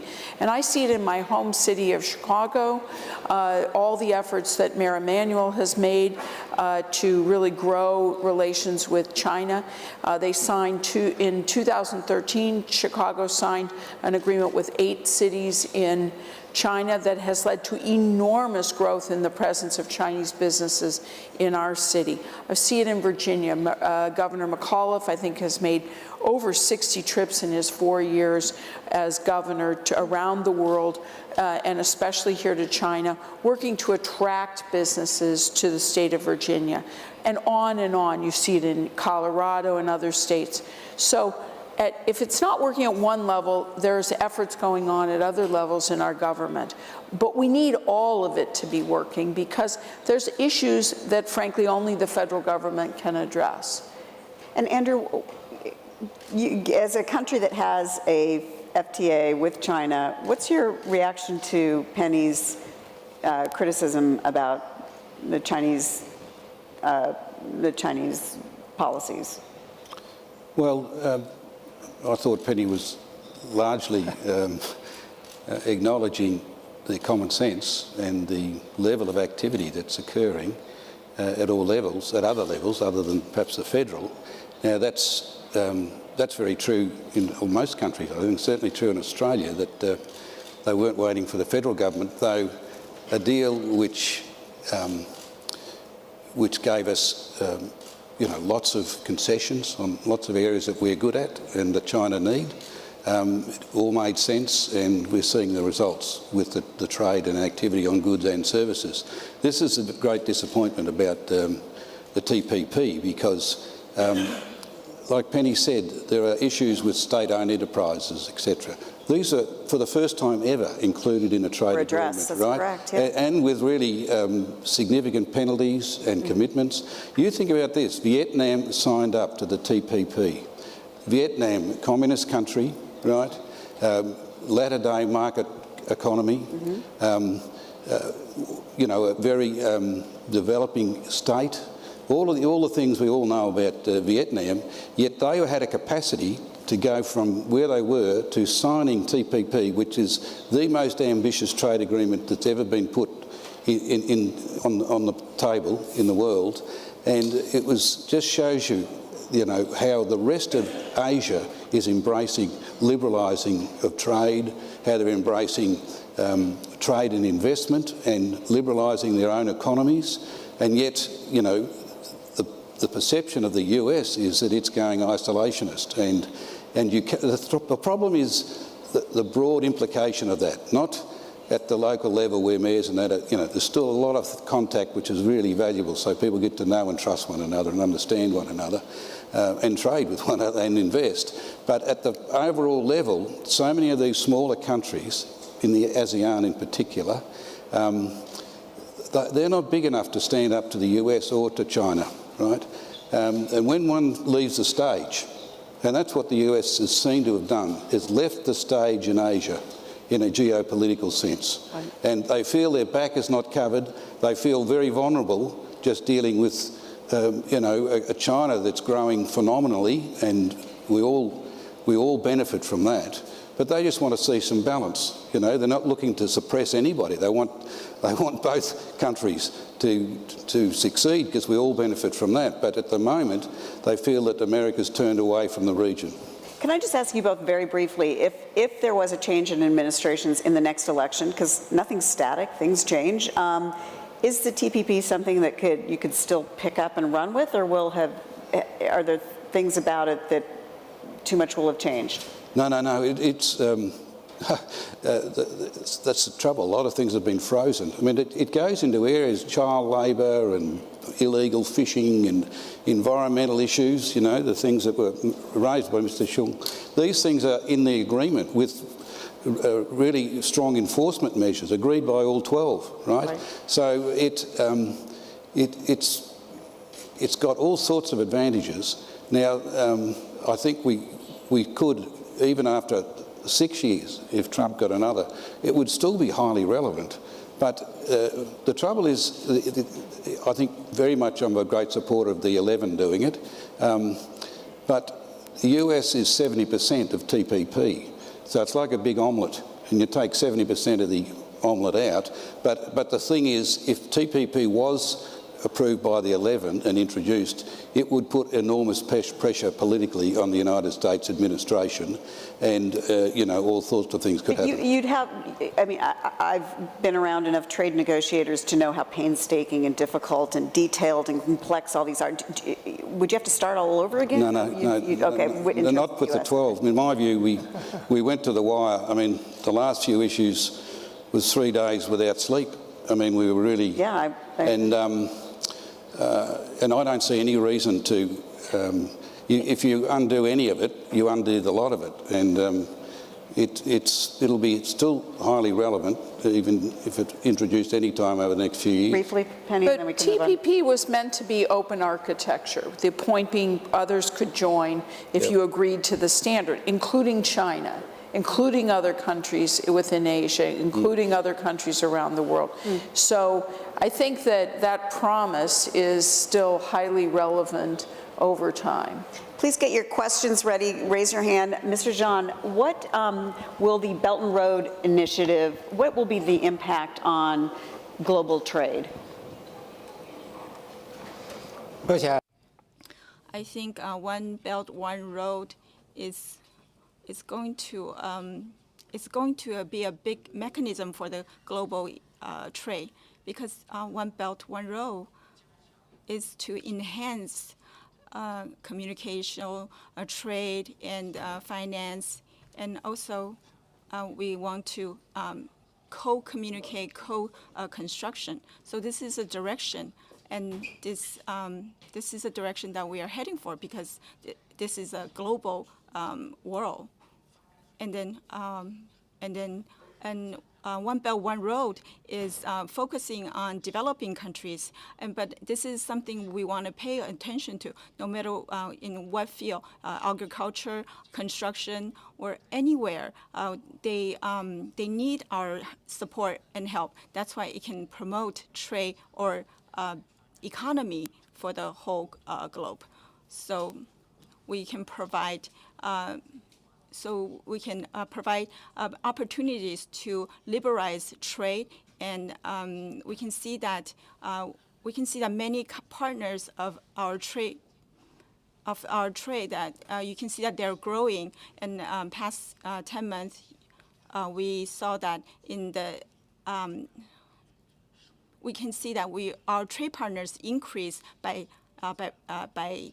10%, and in trade or in investment, we invest in One Belt, One Road countries. We increase 5%. So this is actually a mutual thing. And so we are investing and we are trading with these countries, and they are investing and they are trading with us as well. So this is a free trade concept that we are promoting. And also One Belt, One Road is communicating people or connecting people. And this is exchanging of people, education, science, technology, life science, traveling. When we communicate or when we cooperate together, this is going to serve trade. And I think indirectly it's going to have, we can learn from each other, from different cultures and different economy, and so that it's going to be an open trade, and it's going to promote cooperation. Ready? Okay, Penny, your thoughts on Belt and Road Initiative? I think it's a huge vision. You know, if you think about trying to knit together Asia and Africa and the Middle East and Europe through infrastructure is a huge vision. Asia needs trillions of dollars of infrastructure investment every year. So that's a good thing. I think the things to keep in mind, or the concerns that one would have, is to make sure that the standards for that infrastructure investment are kept high enough so that it protects the people. You're not doing damage to the locals, or the local environment, the local labor. You improve the local labor environment. And the second is to make sure that these are financially viable deals, so that you're not leaving countries, because many of these are developing countries that don't have huge resources. You're not leaving those countries where they can't afford to pay back the loans that are being provided for the infrastructure. So, and that's in the best interest of all the parties involved. In other words, to have good underwriting and make sure that they live up to global standards. 20 seconds on Belt and Road Initiative. I agree with the two speakers. Very, very powerful initiative. It will bridge a huge infrastructure gap, and it's a Marshall Plan all over again, except bigger, much bigger, and the sovereignty of countries are respected. So it's got a lot going for it. It'll be a wonderful phenomenon, and I think everyone should explore the opportunities that exist for all countries in this Belt and Road. Penny, Andrew, and Mr. John, thank you so much for your terrific insights. Thank you. Thanks. Thank you. Thank you so much. So now we're going to take a 30-minute break, and that's going to be followed by our special session starting at 11:30. Please check your schedule for the location of your session, and also just a reminder, lunch will be at 1 o'clock, located in the garden tent, and we'll see you back here in the ballroom at 2:30 p.m. for this afternoon's plenary session. And don't forget, you can take your headsets with you to all the concurrents, by the way, except West River. And please turn them in at the end of the day. Enjoy your special session. Thank you.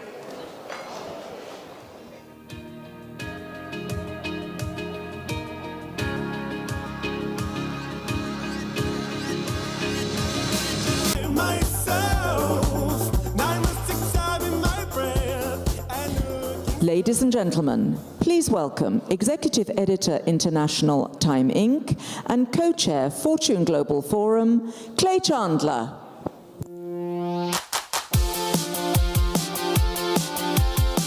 Welcome back, everybody. We have a great panel lined up. According to the International Monetary Fund's latest annual assessment, China's economy continues to enjoy strong growth. It's projected to achieve 7.6% for 2017, and the country has potential to sustain strong growth over the medium term. But to do so safely requires speeding up reforms to make growth less reliant on debt and investment. To share their views on China's economic outlook, please welcome our panel of experts, Wei-Sun Christensen, David Daokui Lee, and Michael Pettis.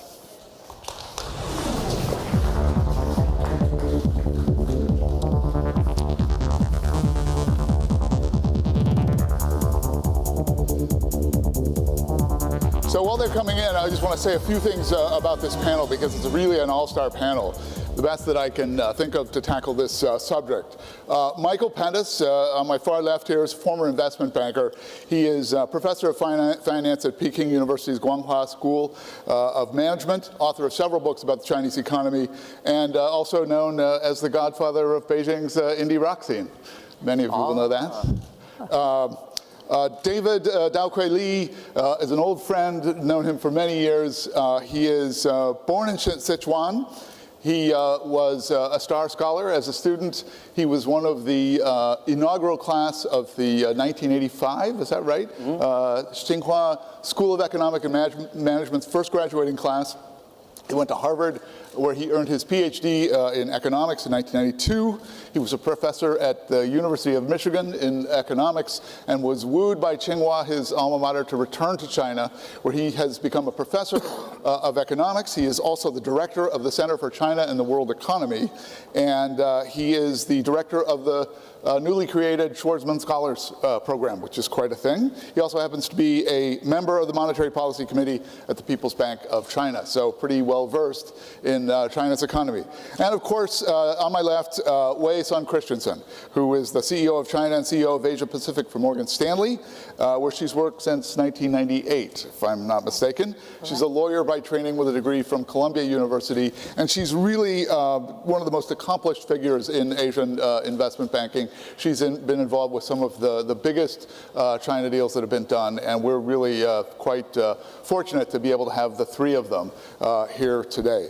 Well, so let's dive right in and talk about where China's economy is. And Michael, I'm going to start with you. You heard at the top the IMF's strong projection for China's outlook. We've heard here in the last several days a lot of upbeat sentiment about China's prospects. We've seen some amazing entrepreneurs that have shown that innovation is taking place here at a pretty remarkable clip in China. We heard from the vice premier that China intends to be open and it is welcoming foreign trade and investment. We heard from Jack Ma that he is very bullish about China's future, and we heard this morning from some Western investors who are equally confident and putting their money into China. My question is that view warranted or is it overdone? You've warned that we systematically misinterpret the information that's provided by Beijing's GDP forecasts. And so my first question to you is, what's wrong with 6.7 GDP and what doesn't it tell us? Well, typically when you look at the GDP growth rate for most countries, for the US, for the UK, Brazil, whatever, the GDP data represents an output, a system's output, in the sense that the economy does whatever it is going to do, and then in an attempt to measure the performance of the economy, you measure certain things that we've agreed to measure when we calculate GDP. But in China, that's not the case. GDP is not an output, it's an input into the system. And what happens is that local governments are then encouraged to borrow however much is necessary in order to generate that GDP growth number. It's an astonishingly stable number, more stable than Switzerland. And so as a result, I think we have to look at it very, very differently. It doesn't tell us what's happening in the economy. We already know what GDP is going to be in any given quarter. What we need to do is to look at how much debt did it take to get us from whatever the real growth rate would have been, which I suspect is less than half the reported growth rate, to that level of GDP growth, which is a measure of economic activity. It's not a measure of value creation. So I just want to highlight that, because in your estimate, the actual real kind of growth rate, if China were forced to sort of mark to market the value of all this debt that it has taken on, would be closer to 3% rather than this 6.7 that we're Absolutely, talking about. and that mark to market is a key point, because when you calculate GDP, and the value-added component of GDP is the profitability of the business sector. So if companies are forced, or banks are forced to market their debt, that reduces the profitability, and then it reduces the GDP report. So just very quickly, we've heard from a number of people over the course of the last few days that China's growth still has many years left to run. And yet you've suggested that perhaps China's growth has already peaked. Can you tell us why? Well, partly it's the historical precedents. You know, this investment-driven growth miracle, there's nothing new about it. Danny Roderick says there are at least 24 decade-long investment growth miracles since the Second World War. What's interesting to me is that every one of them has ended in a terrible adjustment. Now, that doesn't necessarily mean that China cannot be the one historical exception. But if you look at all of the factors that led to that difficult adjustment, they're all there. The difference between China and the precedents is that we've never seen the imbalances taken to such deep levels. We've never seen debt taken to such a high level or to grow so quickly. So what's happened in every other case is that there is an adjustment. Either you have a crisis, which actually doesn't happen in most cases. In some cases, you have a debt crisis. But in most cases, you didn't really have a debt crisis. You simply had a point at which either they no longer wanted to, or they were no longer able to allow debt to continue growing at such a rapid pace. And whenever that's happened, growth rates have collapsed far more than even the pessimists predicted. So you get kind of lost decades, like in the case of Japan. Like Japan. All right, David, reassure us that Michael is wrong. Okay, Michael, first of all, a pleasure for me to come here. Michael and I go back. We have been engaged in many debates, so he doesn't have to talk. I know already what's going on here, okay? So let me go back. Two things. Number one, what is GDP? Well, very simple. GDP is not about the corporate's value added. GDP is how people are, how busy they are with economic activities, not with political ones. Right. A campaign, an election is not GDP, right? When you are busy building bridges, when you are busy building roads, when you are busy building factories, that's GDP. Yeah. That's why GDP is important, because policymakers do want people to be busy with the economic things, not with the political things. Okay. Right? Occupy the biological energy. All right. Right? That's what's here. Okay. Therefore, the social stability. Okay. Right. So measuring by that standard, okay, then the GDP growth is for real. Never in other countries you see so many new buildings, new railroads being built. A 3% growth in the U.S. In the U.S., New York City, you don't see so many new buildings. You don't see so many new bridges. That's 3%. Absolutely. Here is 7%. Okay. That's first thing. Second thing about debt. Well, the debt should not be discussed by itself. The debt should be discussed together with how much savings that people are willing to put aside, because the source of debt is saving. Savings and debt should be matched. In Japan, for example, high savings rates, and their debt is 350% of GDP. Yeah. China is 250% GDP, much lower than Japan. So for the sake of argument, I argue that China should actually increase debt, because the savings are too high. The savings are now going to the U.S., financing President Trump's budget cuts, right? Right. So the debt should come back. Money should come back to finance Chinese more debt, right? So my second point is that the debt level is not nearly as high as the limit, because the savings rate is around 40%, 2 to 3 times of the savings rate of the U.S.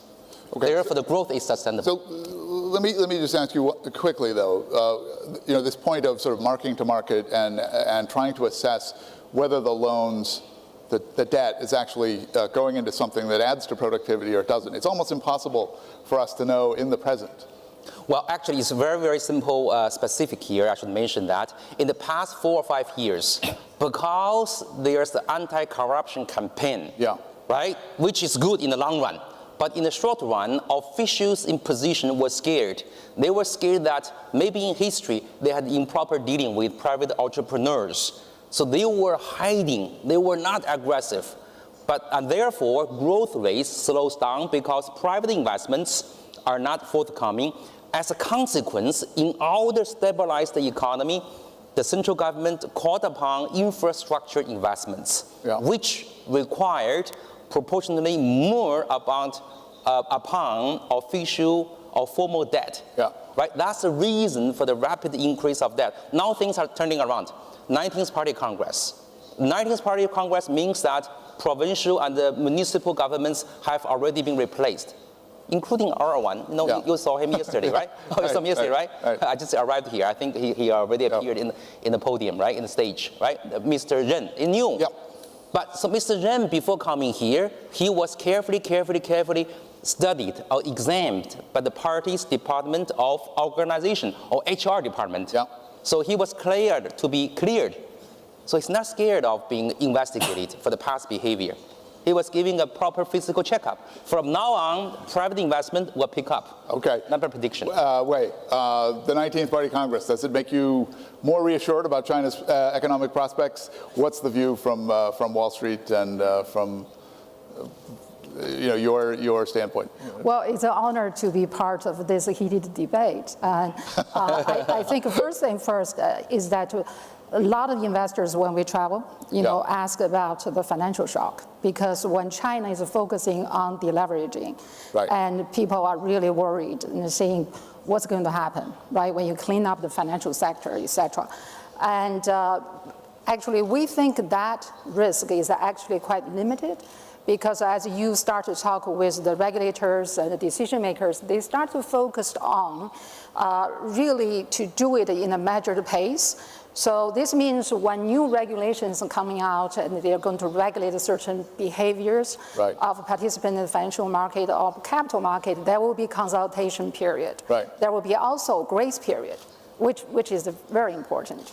And I agree with these two, I agree with Mr. Lee, Professor Lee. I think the government will continue curtailing the provincial investments, and in particular the NDRC is going to scrutinize and review this various kind of project like PPP, which is very popular, and also metro line investments.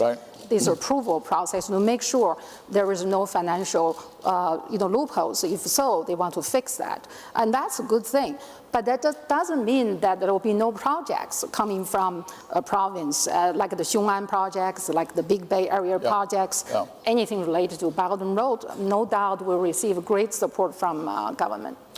We've seen a little bit of a pullback in terms of the government's willingness to allow Chinese companies to make deals and send capital for investment overseas. Do you think that's a permanent shift, or is that a temporary pullback? We don't think it's permanent, but if you look at the volume of the MA cross-border transactions in China was staggering.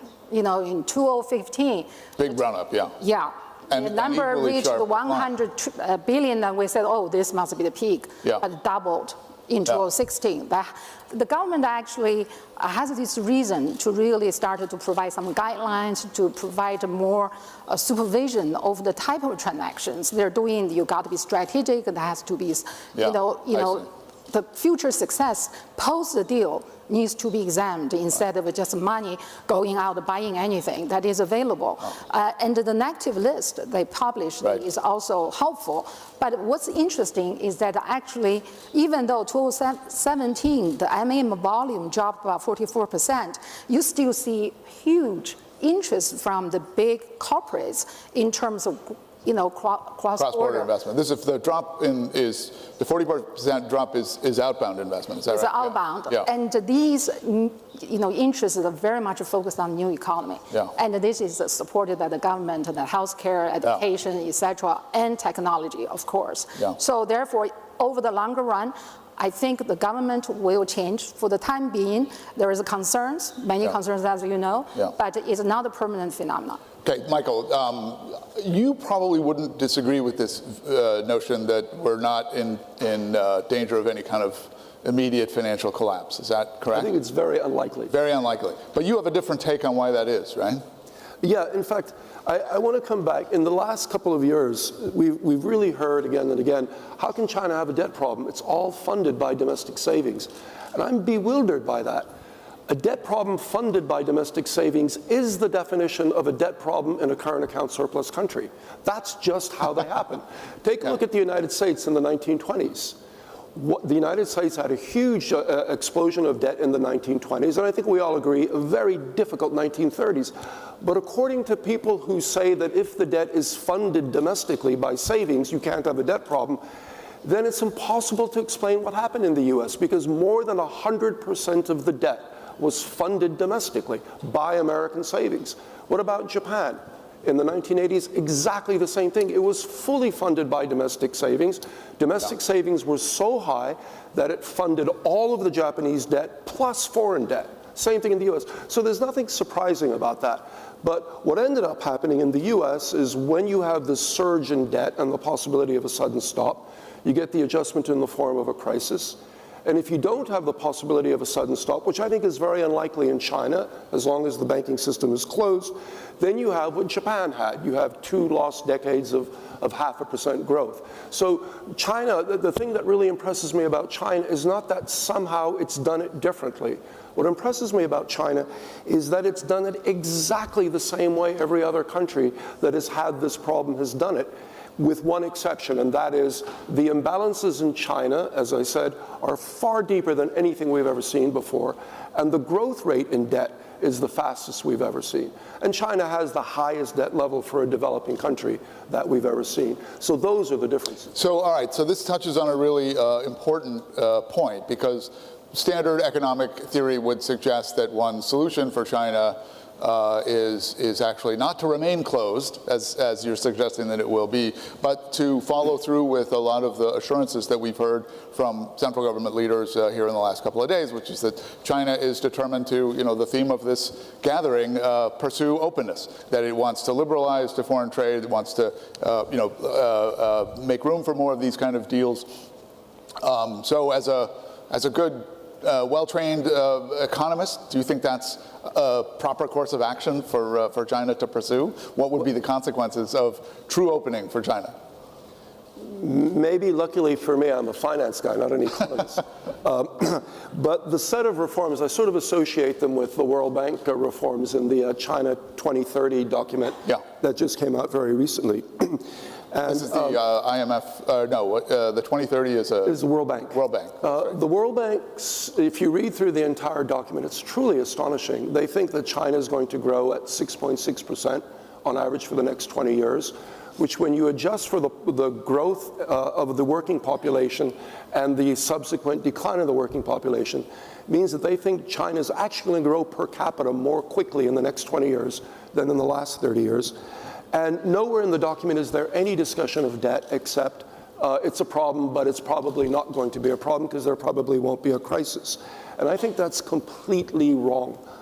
In fact, I find it really surprisingly wrong, because it seems to me that the reason China won't have a crisis is a balance sheet problem, right? It's an asset liability mismatch where you have some sort of liquidity event that makes it impossible to cross the liabilities. But in a closed banking system with highly credible regulators, and I think the regulators are quite credible, you can always restructure the liabilities. That's why China is very unlikely to have a crisis. So when they talk about opening up the banking system and liberalizing the banking system, that strikes me as potentially a recipe for disaster, because it means that we now open up the possibility for crisis within the financial sector.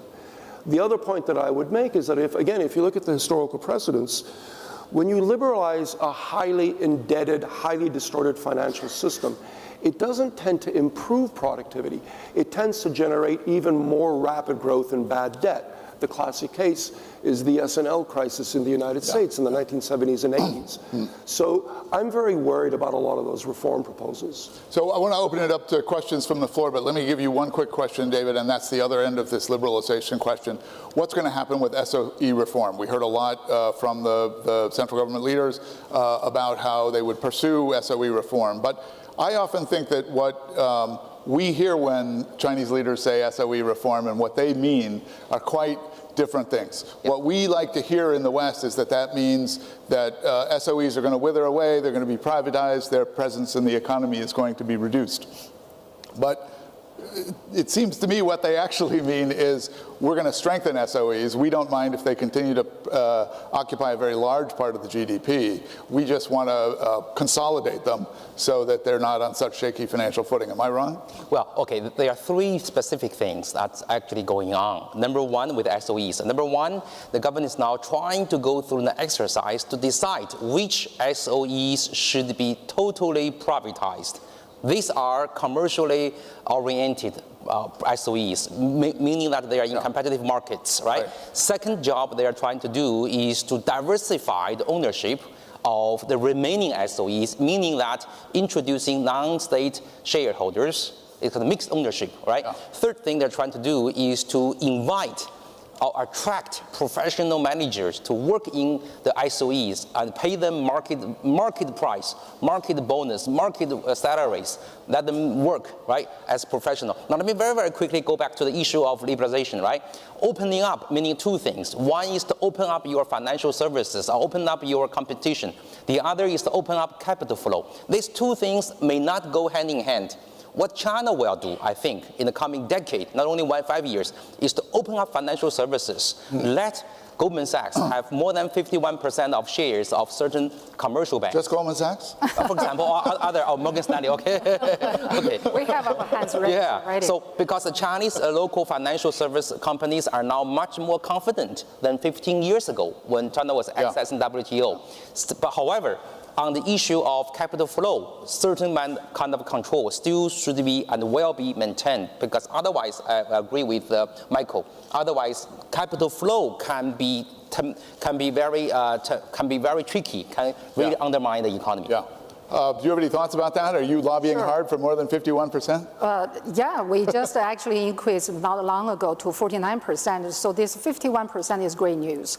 And I think this further indicates one thing that is a big takeaway from the 19th Party's Congress, and that is the Belt and Road Initiative. Yes. There's so much talk about the Belt and Road Initiative. I think there are two things that are actually very interesting, at least to me. One is that it's actually a two-pronged initiative.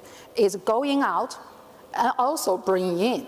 So opening up a domestic market gradually, but that is almost as important as going out. What we have seen so far, a lot of actions, global expansion, people think, you know, that's all about investing outside China. That's not right. So the question is that the pace of the opening up and the areas opening up, how they're going to open up. But I think for foreign participants like us, it's really important to have transparency and predictability and level playing field in the longer run. And also the second thing is that people focus on the political aspect of the Belt and Road. And this is China gaining influence, gaining soft power. But China is not the only country doing this. United States have been doing this for decades, but through aid and grant. But China is not bashful about its intention. Call this an investment, meaning there needs to be commercially viable opportunities. China also would like to have economic return on these investments. I think that's great news for the people of China and also the government, because with the foreign reserve, that it's not only help these member countries, but also will help China's foreign reserve to gain some good return. Very interesting. We've got just a few minutes left. We can take maybe one or two questions. I see a question here from Andy. Let me take this one, and I'll come back to you, Andy. We get the red panel or the yellow panel and the microphone here. And if you could stand and tell us who you are, so we. Tom McInerney, Genworth Financial U.S. I have a question for any of the panelists on the demographic changes coming in the next 20, 30 years in the aging society and the impact that you think that will have on the economy. Sure. So you want to, who wants to field that? Well, the demographics certainly is changing, and I do think that's a big challenge. And the government is now trying to do some reforms in this regard. I think the biggest reform is how to utilize those aging, which we are doing, right? Yeah. Aging, and healthy bodies, healthy human capital. Right. Like in my university, we push people to retire at age 60, maybe Peking University for you. That's a bad idea. Okay, so from now on, I do believe in the near future, the retirement age will be pushed back so that the pension will be higher for those late retirees than early retirees. That, to me, is a big part of the solution. I want to add about the business opportunities that we all know that healthcare, aged care, will go hand in hand with this aging population. But this is actually encompasses a very broad range of services, and it's pharmaceutical, it's the hospital, specialized hospital, maternity, rehabilitation, and a lot of different areas. So huge opportunity. In addition, China has peaked in terms of labor force in 2010, and ever since 2010, the labor force supply has been shrinking. So that shrinking labor force have created this scenario. People say, China has people, and China has material, but China doesn't have talent, 人才. So therefore, recently you see a very interesting phenomena. You know, this headhunting business have attracted a lot of great investment. We actually recently invested in a great headhunting firm, and not only the IPO was a great success, and the company is growing at amazing pace. So education is another area, because as China, you know, one-child policy and now two-child policy in place, people are totally focusing on K-12. So that is from kindergarten to 12th grades. Their education in school, good schools needs to be built. Quality of education needs to be focused. And not only that, you know, special tutoring service is very important. And lastly, also the agencies and training for kids to study abroad. To study abroad. Okay, so lots of opportunities there. We got a minute and a half. Andy? Okay, great. Andy Mock. How's the shift to a consumption-led economy going, and are there any unexpected challenges that we should be paying attention to? Shift to the consumption economy. That's, I think, the brightest spots of the economy right now. For the past 8 years, every year, the share of private consumption to GDP has been increasing by almost 1%. Now it's roughly 47%. By 2020, it should be around 51, 52%. And last year, 63% of the GDP growth came from increases in private consumption.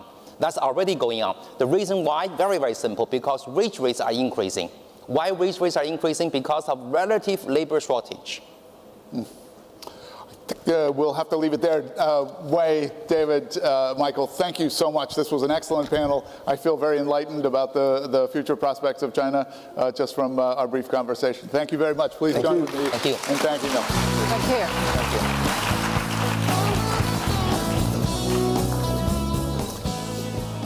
When our next guest founded Priceline in 1997, the value proposition was pretty simple.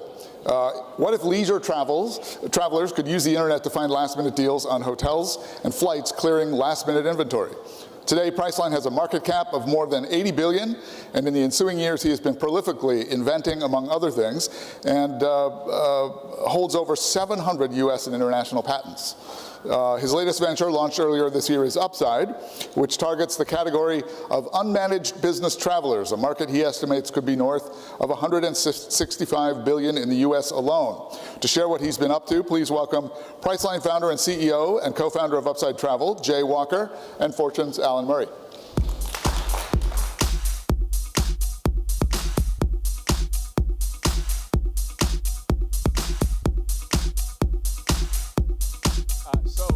So what Clay didn't tell you about Jay Walker is, aside from his 700 patents and his multiple startups, he also is a collector of artifacts of the human imagination. And at his home in Connecticut has a beautiful library that has all the pieces he's collected. And we're fortunate that he's brought some of those with him today, to show us and give us a sense of how imagination and innovation has developed over time. And Jay, tell us what you've got here. So, Alan, imagination is sort of the great untapped resource. We talk about innovation, but there is no innovation without imagination.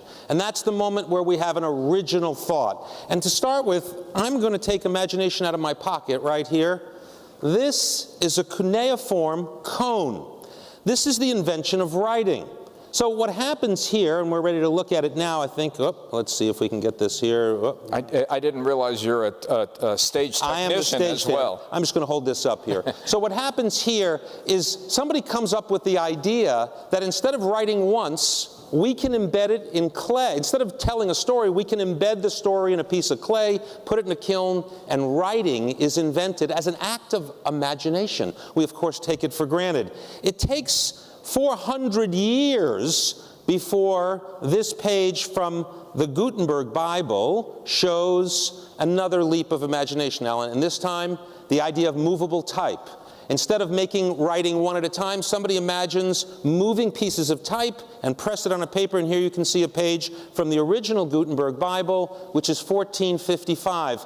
And most of you might think, if you come from the West, that printing was invented by Gutenberg, and of course you would be wrong. Printing is invented in China 300 years earlier. The Chinese print 10 million books before Gutenberg prints the first one.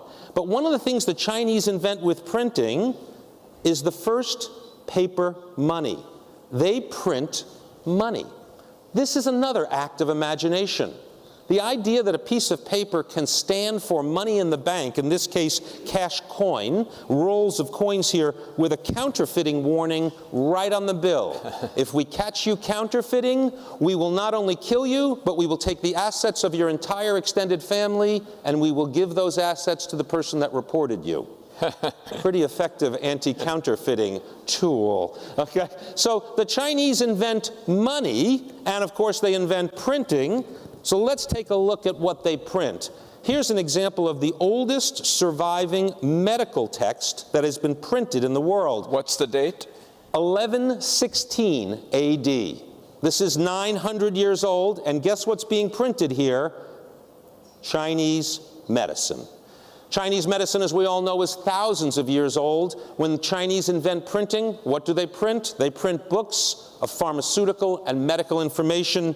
There are animals and ducks and all kinds of turtles, and here's a crab here. This 900-year-old book is a testimony to the ancient Chinese medicine. They have imagined that if they take all of their medical knowledge and they print it, it might survive. But this is the only copy that survives. Why? The Chinese never imagined the binding.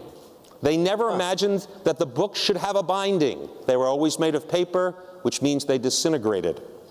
So, what else have you got? Let's take a look at something a little more modern since we're looking at printing. This is the list of Chinese medicines to export to the world. In 1889, China is looking for something it can export.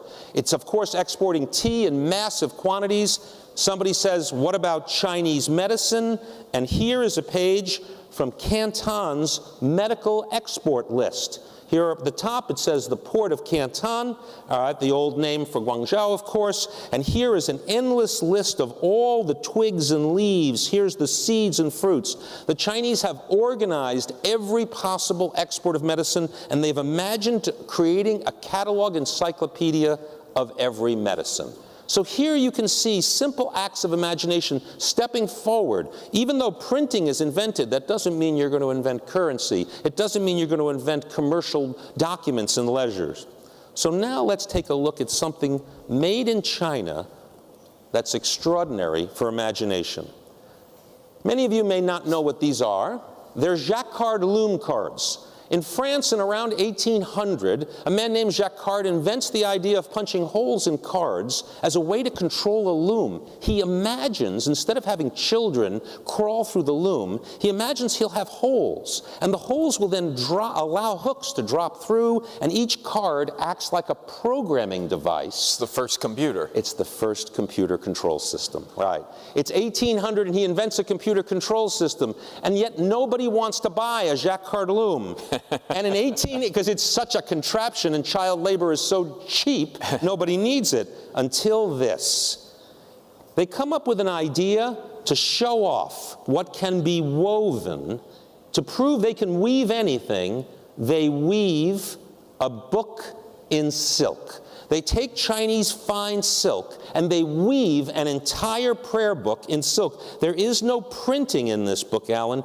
Every page is woven in 1886. The book is woven, and so it's a piece of sales collateral, and here's how it works. In the front of the book, it was given to the wives of the mill owners, of the industrial mill owners. They leave a space to weave your family crest in.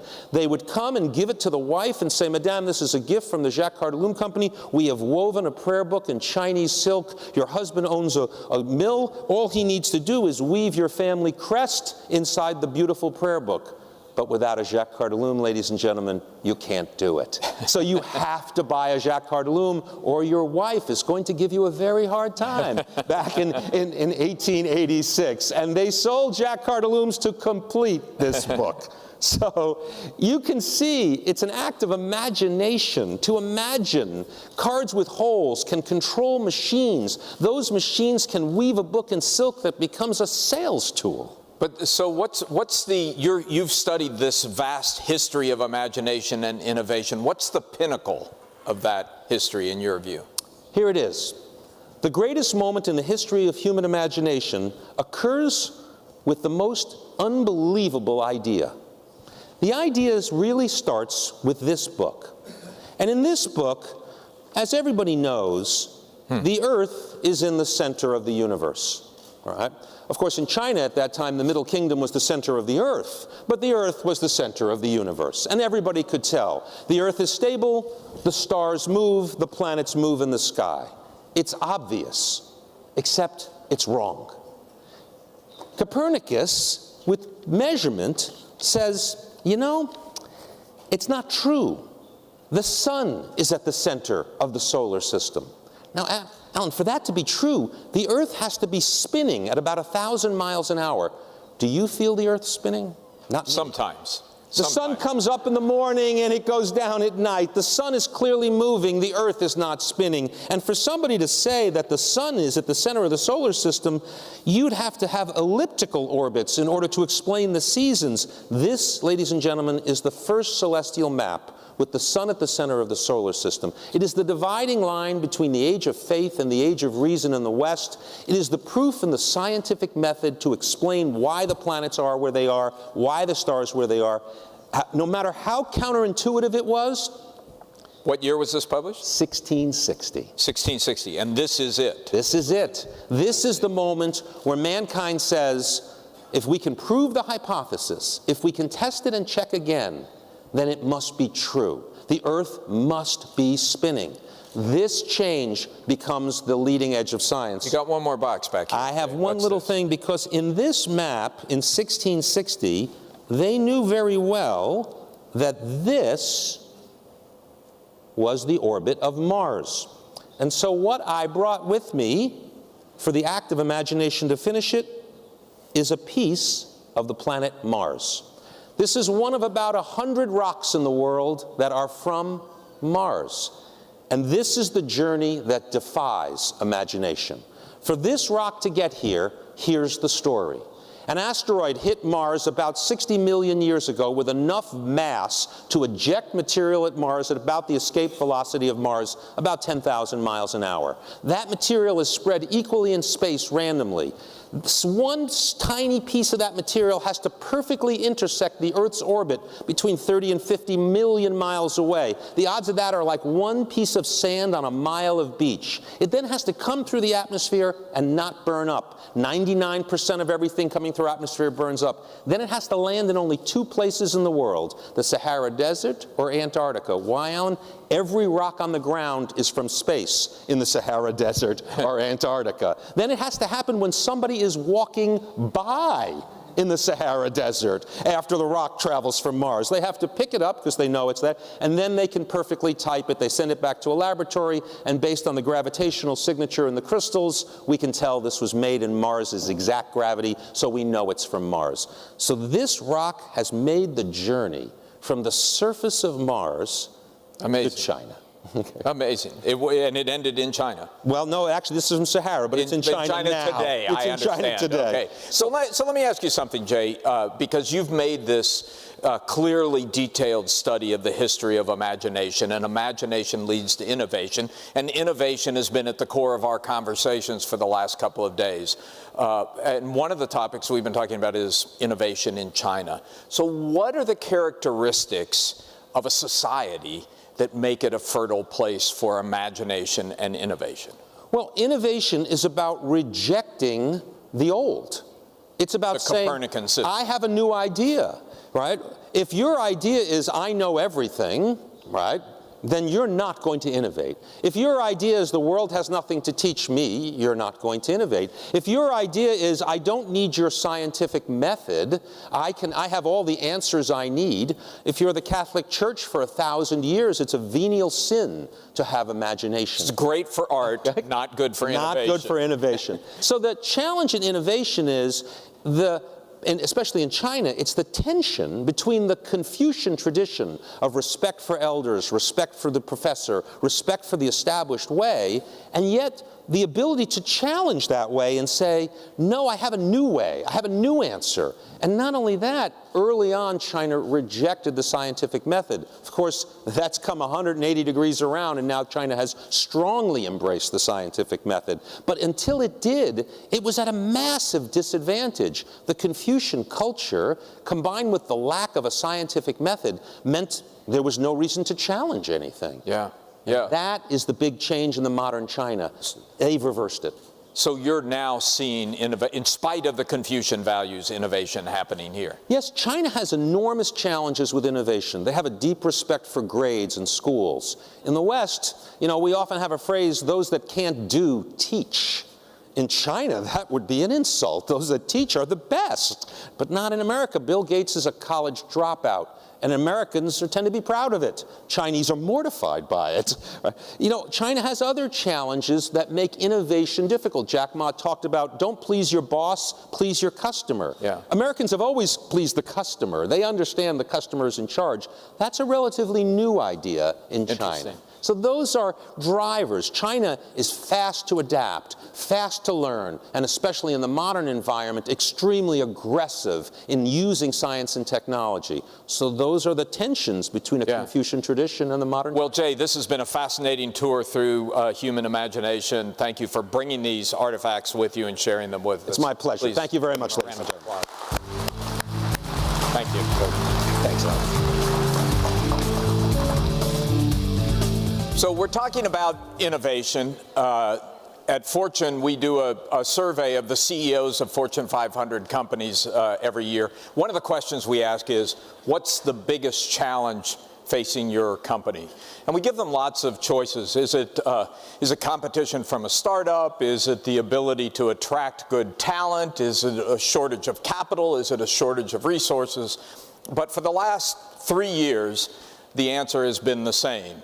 It's the rapid pace of technological change. Dealing with the rapid pace of innovation is the biggest challenge that big companies face today. And that's the topic of the next panel. We're going to hear from 3 people who know the innovation space very well, Rachel Duan, Jerry Yang, and Chuck Robbins, and they'll be interviewed by Clay Chandler. Please come on out. I'm not sure which side. Right here.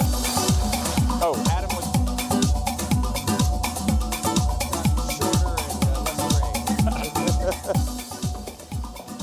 Thank you, Alan. I'm Adam Lashinsky, not nearly Clay Chandler, but happy to be here. Welcome, everybody. Thank you for sticking with us in the afternoon. We're going to have a really interesting conversation. Rachel Duan is the senior representative of General Electric in China. Chuck Robbins, CEO of an extremely important global company.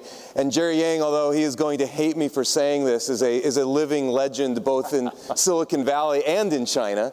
And Jerry, I want to start with you. We want to explore what innovation means, but more importantly, where innovation is going, both in the world and in China. And I thought I'd ask you to frame up the debate or the discussion by reflecting on your career. Well, thank you. I think back about Fortune Global Forum and how it intertwined with me. I was at my first one in 1995, and this is shortly after Yahoo launched, and I remember showing a bunch of CEOs at a Fortune Global Forum panel how to use the internet. And you said how to use the internet, and that was that's great. And then in 1999, I was at my first Fortune Global Forum in China, in Shanghai, and that really kicked off, I think, what we all now talk about as the China phenomenon. 18 years later from that global global forum, Fortune Global Forum, we have seen a couple phases of, I think, innovation, both in the Valley and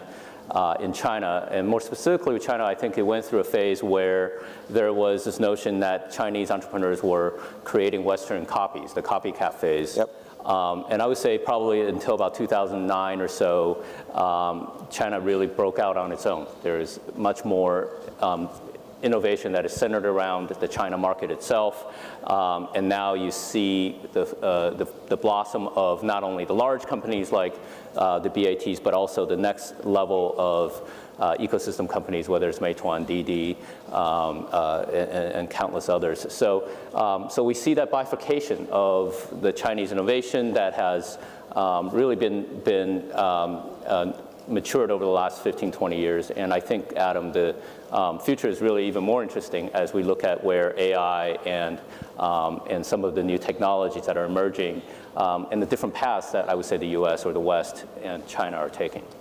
I like the fact that it's a great feeling to know how important Fortune Global Forum has been to you, but you also, despite being very much a Silicon Valley executive, you have an interesting history with China, and I was hoping, some people know it, but I was hoping you would share that with everyone. And I always say, lightning does strike multiple times with me. I was fortunate enough to start Yahoo, and then in 1997, on my first visit to China ever, I was greeted by a ministry official who was also my handler and a tour guide, and that handler turned out to be Jack Ma.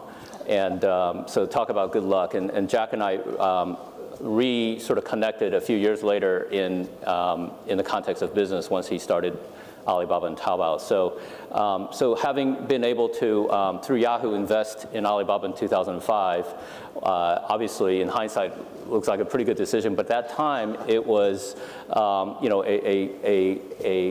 interesting investment, because even Yahoo for Yahoo was a very large investment. And so through Alibaba's eyes, we were lucky enough to kind of see the rise of the consumer economy, the rise of the digital economy in China. I'm also on the board of Lenovo, which is one of the best-known brands in China and a large PC company. So I see it a little bit from the tech side, still mostly, but I see it evolving and just seeing the kind of energy that's happening here. Great. Rachel, would you frame up for the audience, tell us what GE does in China, first of all, and then we can get to your view of innovation. Yeah, sure. As a lot of people know, GE, we are deeply rooted in the industrial technology innovation, from the invention of the first factory machine to jet engine, and to today's most efficient heavy-duty gas turbine in the world. China today is our largest single market outside the United States within the GE portfolio. And we've been here for a long time. Actually, believe it or not, it's already over 100 years. But wow. I would say the fastest growth is really in the last 20, 30 years that coincides with the fast economic development in China. Today, we have all the 6 business verticals in China, and the largest one is healthcare, aviation, and power. We are very bullish in terms of the China market growth prospects, particularly in these areas for clean energy, healthcare, and also mass transportation driven by urbanization. So actually, you talk about the innovation. And Jerry mentioned the different phases. We actually experience exactly the same. I'll give you one example. Take healthcare business, for example. 10 years ago, we didn't do any product development here in China. And all the products we sold 10 years ago in China for our healthcare equipment are imported. Today, 10 years later, we have 1,000 engineers, over 1,000 engineers just for healthcare businesses in China. And they have the responsibility for developing and design products ranging from a value MR, CT, all the way to ultrasound. And not only just design it, we actually make it here. But we see probably different phases as we grow in the last 10 years. When we started with, it's very much value engineering for cost out, really tapping into the vast base of supply chain and supplier base here in China, just to take a cost out. I mean, the first CT value we launched 7 years ago, we just take the platform, the design in US and do the cost out through localizing, making here and sourcing, we're able to take 25% cost out. And then in second phase, gradually we started to see, we call reverse innovation, but really it's original invention or original engineering design come out of China. To a larger extent, it's driven by certain unique market needs that didn't exist in the developed markets.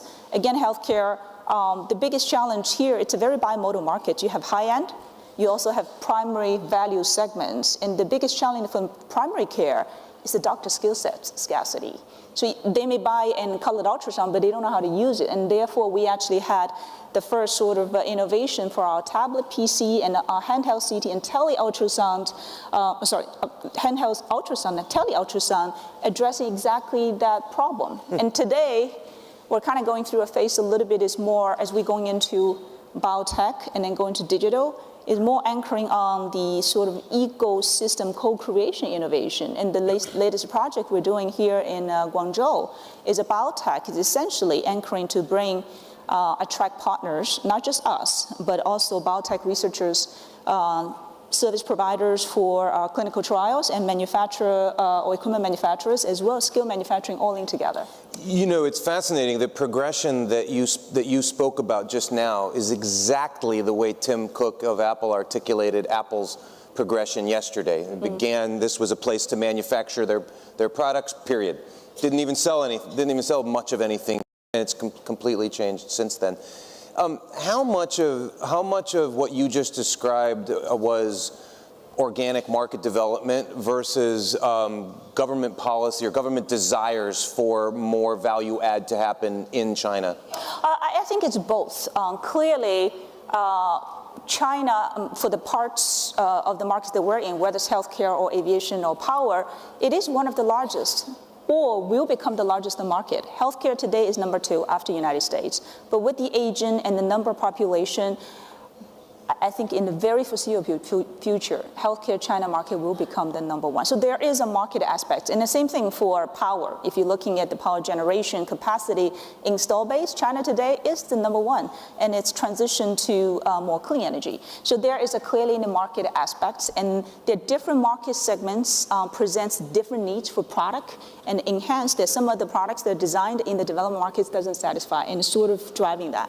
However, I think government policy also plays in a very important area. As you know, in the space that we are in, first of all, it's all regulated. Yes.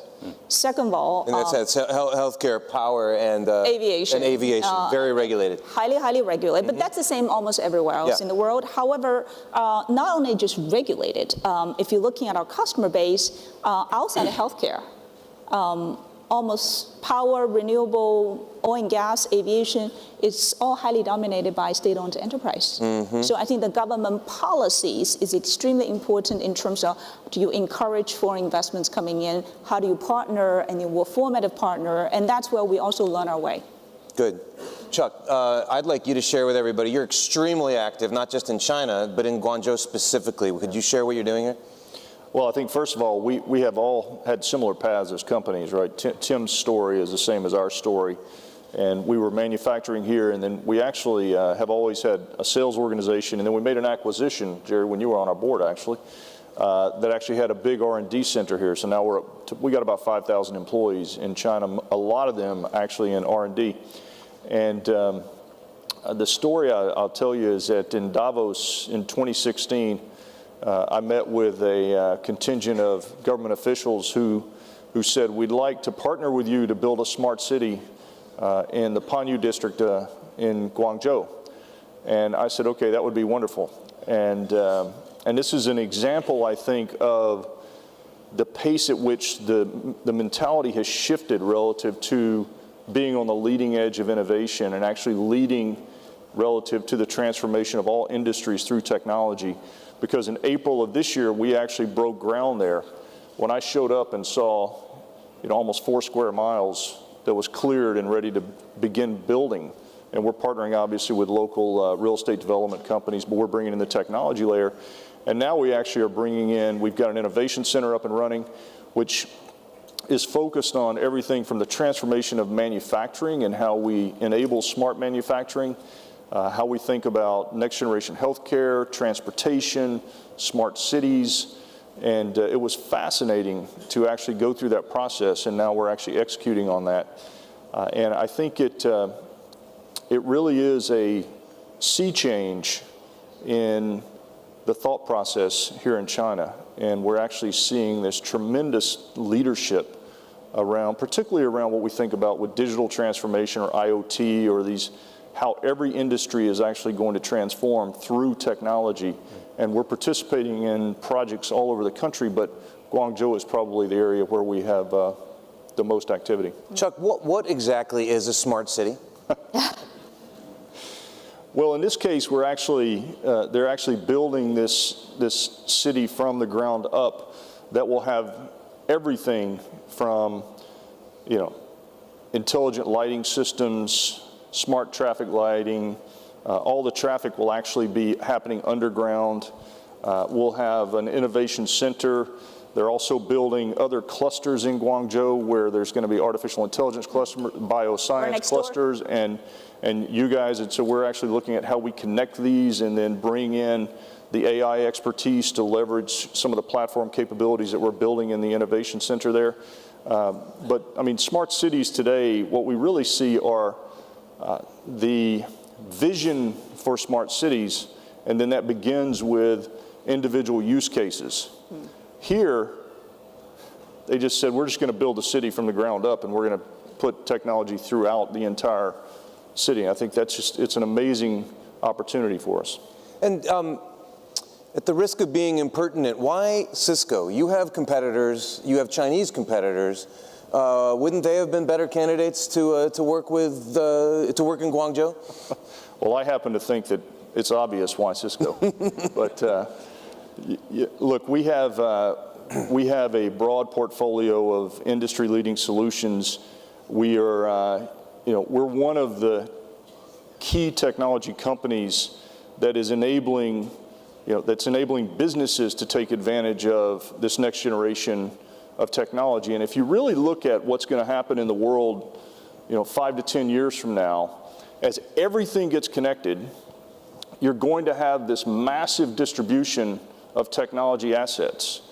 And the reality is that the only common denominator across all of those assets is going to be the network. So what we've been working on is actually driving innovation into the network so that you can actually deal with what I think of as distributed big data at scale. Because we talk about big data, but the reality is it's going to be massively distributed, and you're going to need to be able to take advantage of that data at the point where it has value. And you don't know where that is. It's going to be moving across this infrastructure. So we think the value of the network is going to increase, and that's why we've actually shifted so much of our investment over the last 2 years back into the core networking area of our business, because we think the criticality of the role that it has to play going forward is only going to increase. Great. Jerry, it's sort of two-part question. You've had such an interesting front row seat at what's going on with the Chinese internet from your investment in Alibaba. Can you pinpoint in your head where the pivot happened, where the Chinese technology sector went from being a sort of unabashed copycat to just not only not a copycat, but an innovation leader? Yeah. And then give us your assessment of, for the non-Chinese people in the room, of what Silicon Valley's awareness is today. Because my sense is that for all the talk we've been doing over the past 12 to 24 months, people back where you and Chuck and I live still don't quite get it. I don't know if you agree, but that's my perspective. No, and I think that's accurate. I think, and I would love to hear what Chuck and Rachel thinks. I think part of the, part of the history has been that out of sort of crisis emerges opportunity. And I remember, Tencent, which is one of the largest companies now just down the street here, they were exploring an internet ad business model in the early 2000s, very much following the footsteps of companies like Yahoo. And I remember they were trying to sell ads against their mail properties and things like that. And this is, shortly after sort of the crash in the United States, they had a similar sort of downturn here in China. And it was out of that downturn they decided to do away with that business model and went into virtual items and games and entertainment. And the rest, as they say, is history. And I think the second turn was probably, again, after 08, 09, where we had a major crisis financially in the US. And the companies here really saw the fragility or the frailty in business models in the U.S. And the running joke is that everybody says here that in the U.S. that Meituan is sort of the Groupon in China, yes. and Meituan is 100 gazillion times larger than Groupon. So there was always this comparison that is no longer accurate. And I think sort of after 09, you really saw a sea change. And I think the mindset you described that the Silicon Valley, maybe even U.S. at large, viewing the China internet, I think part of it is that it's very difficult to comprehend the scale. And when you're talking about 10 of 20 million rides every day in Didi, or tens of millions of deliveries every day, these are numbers that if you live in the U.S. or in the West, it's very difficult to comprehend. So that's partly why the O2O business models, that's partly why the sharing economy here, that's partly why the advent of sort of the artificial intelligence, they're being embraced very differently than they would be in the West because of the business model differences and because of the scale differences. It's an interesting observation that I hadn't heard before, which is that the era of the copycatting, if you will, faded when it wasn't as valuable to copy because things weren't going so well. No, it wasn't. But Chuck, you had a reaction to the pivot. Well, I think it's interesting because I don't think people in the U.S. truly understand. Even people in Silicon Valley, and I without naming names, I had a CEO of a very large tech company in the Valley who called me recently and wanted to talk to me about China. And the questions that I was asked indicate that there wasn't a depth of understanding. And you don't understand this market by sitting in California. Mm-hmm. And I think for me, in the last 5 years, I've made somewhere between 16 and 18 trips here. And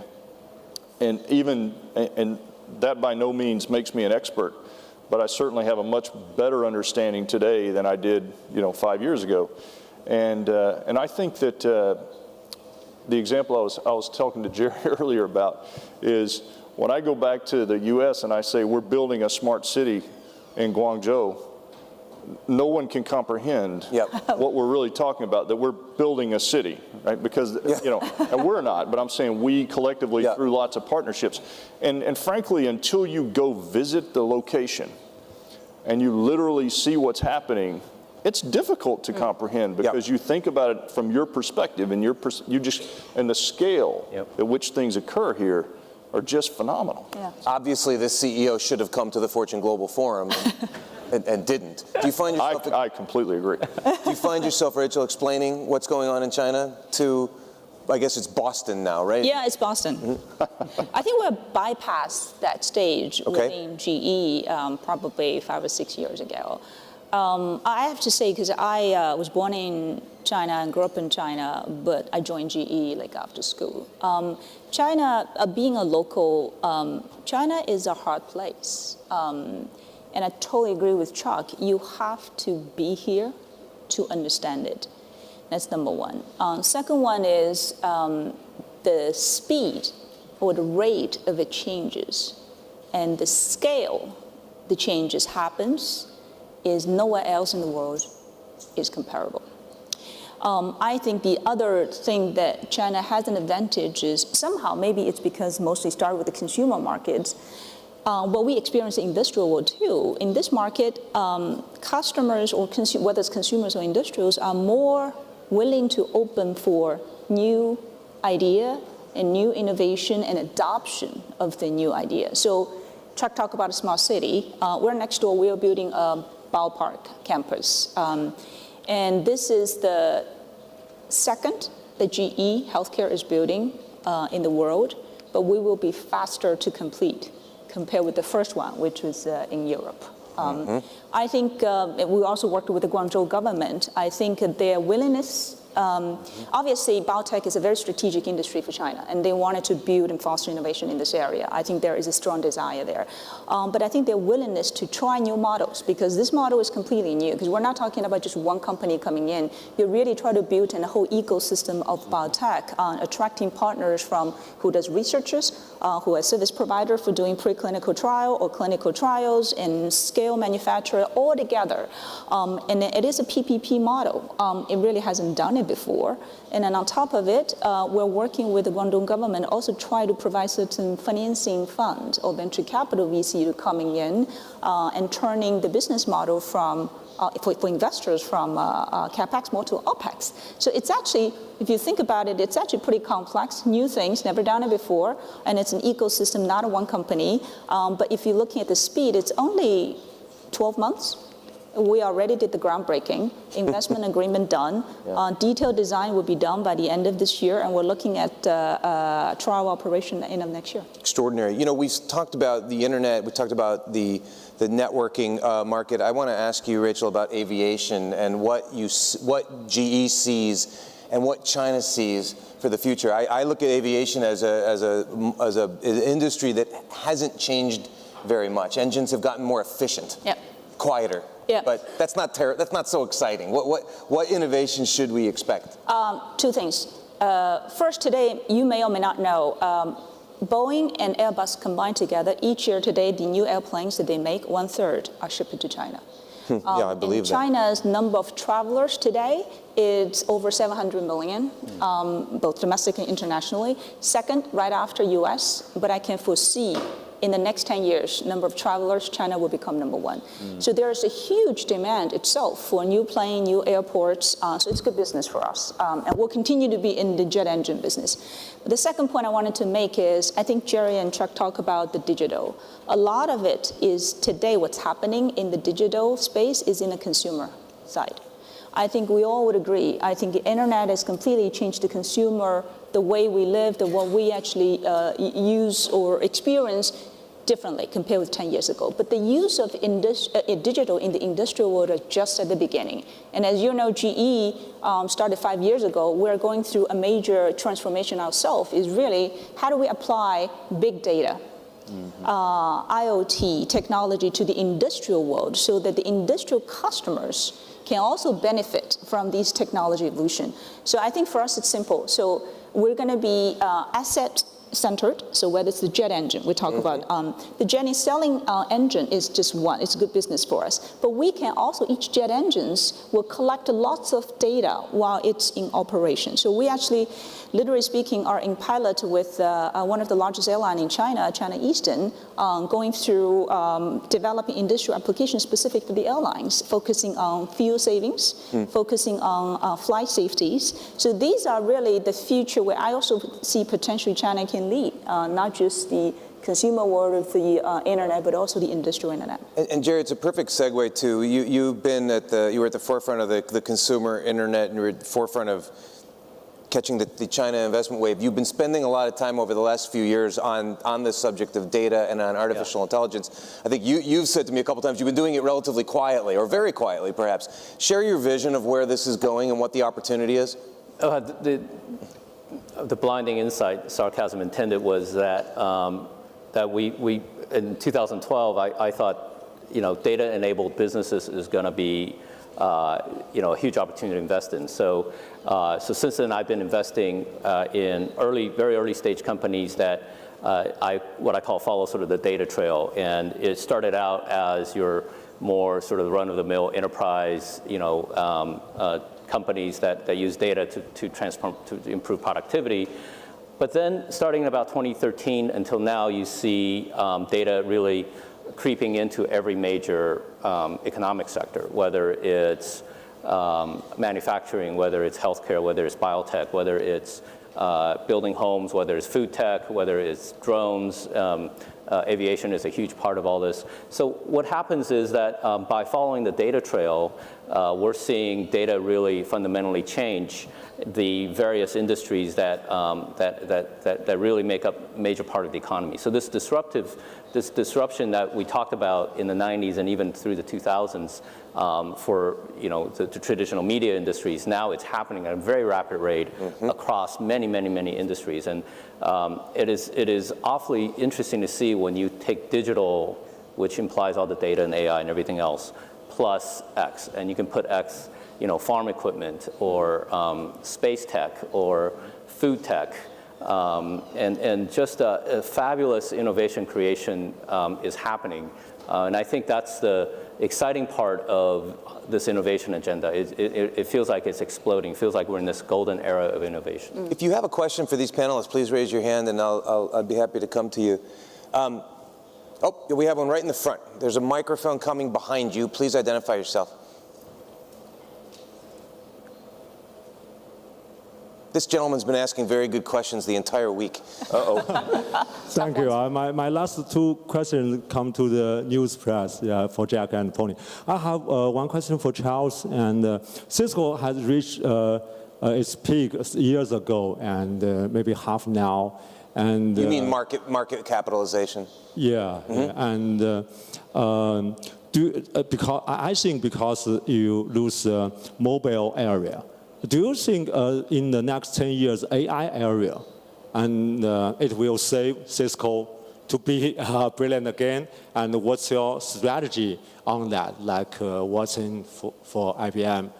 And another question is for Jerry. And since you... go ahead, quickly, yeah, sure. Yeah. Since you invest Jack Ma and get a lot reward, and why don't you invest 500 companies like Tencent and maybe get Jingdong and Didi and Meituan? Okay, Chuck, first, your artificial intelligence strategy. Yeah, so quickly, when we look at these technology trends, we have to first determine, are they a business for us or are they enablers of our business? And when we look at AI and machine learning, they are actually now, we're integrating them into everything we do because, to your point, the data, I joke with our team that for 20 years we've said the network sees everything, but we've never given our customers the ability to actually look at it. And now we've rewritten all of our entire operating systems, and we're actually exposing APIs now out of the network, which we've never had before. And we're also delivering analytics. The data belongs to whoever owns the equipment, just to be clear. But we're actually exposing that so that, because I think ultimately when you're going to get into like fusing different sources of data to create even more value, and I think the network can expose that to you most effectively. The final point I'll make quickly so Jerry can answer because I'm watching the clock, is that in the security space in particular, AI and machine learning are a huge part of what we do today. We see 20 billion threats every day. And the only way to process that and to actually then turn that into behavioral predictive behavior analytics is through AI. So we're actually implementing this today. So I would like to think that I'm going to agree with you that that's going to be a big part of what takes us back to where we were.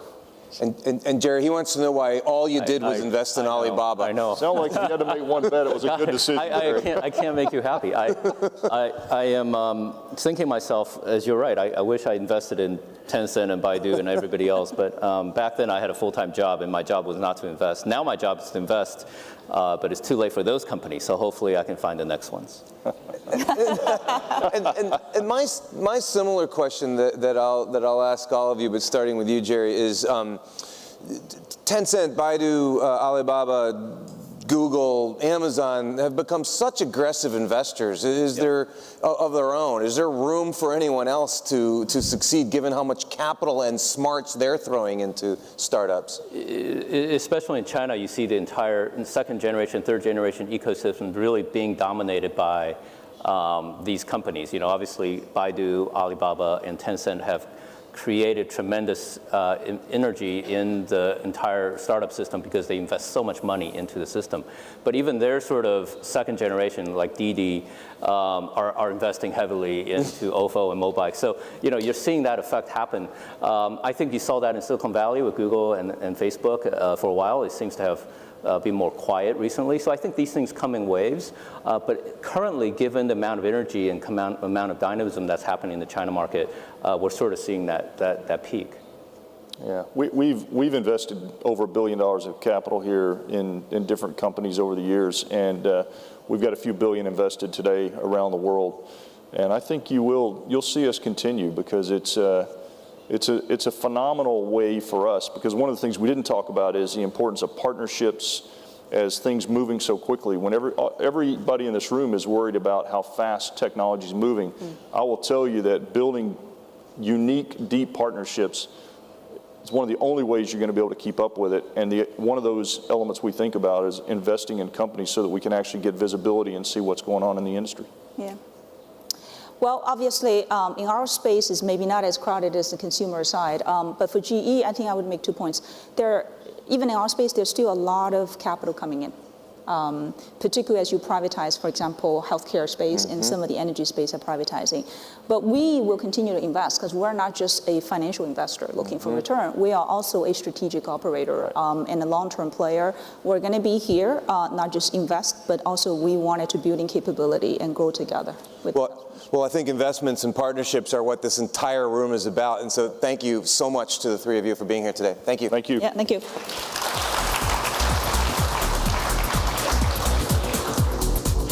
We now have a very exciting presentation. We'll meet the finalists of the Fortune China Innovation Award competition, which happened earlier this week at Brainstorm Tech International across town.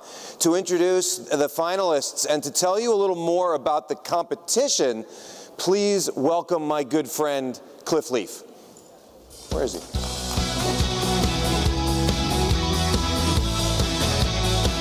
Thank you, Adam. Thank you. So you've all heard of Shark Tank and American Idol and The Voice. Well, that all pales in comparison to our first ever Fortune China Innovation Award competition.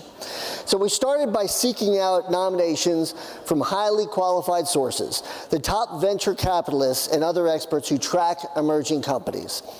This yielded nearly 100 high-quality entries. And those were narrowed down to 15 competitors who were chosen by our panel of Fortune editors. Over the past 2 days, each was asked to present and pitch their companies live on stage at Brainstorm Tech International Conference, which took place 2 days ago, right here in Guangzhou. And those 15 competitors were then narrowed down to the 5 finalists in 5 different categories. Our finalists impressed the judges with their amazing talent and concepts amongst a highly skilled field of competitors. And we're so pleased to bring those 5 finalists in the Fortune China Innovation Awards right here to the stage. But first, we are delighted to announce that Guangzhou Automobile Group is presenting each winner with a new trump sheet car. Yeah, come on. And now, please welcome Feng Xingha, President of Guangzhou Automobile Group, who would like to thank the finalists. Thank you. Mr. Feng?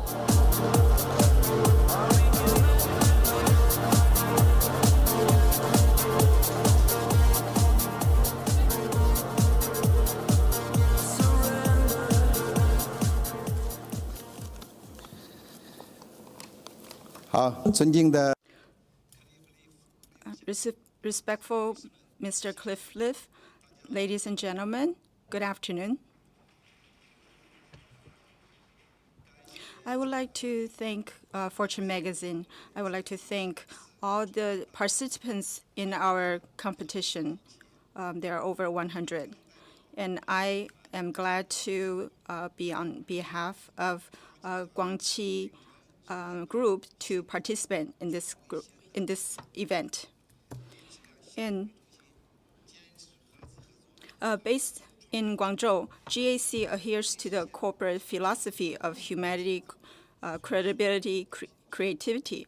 During the 13th,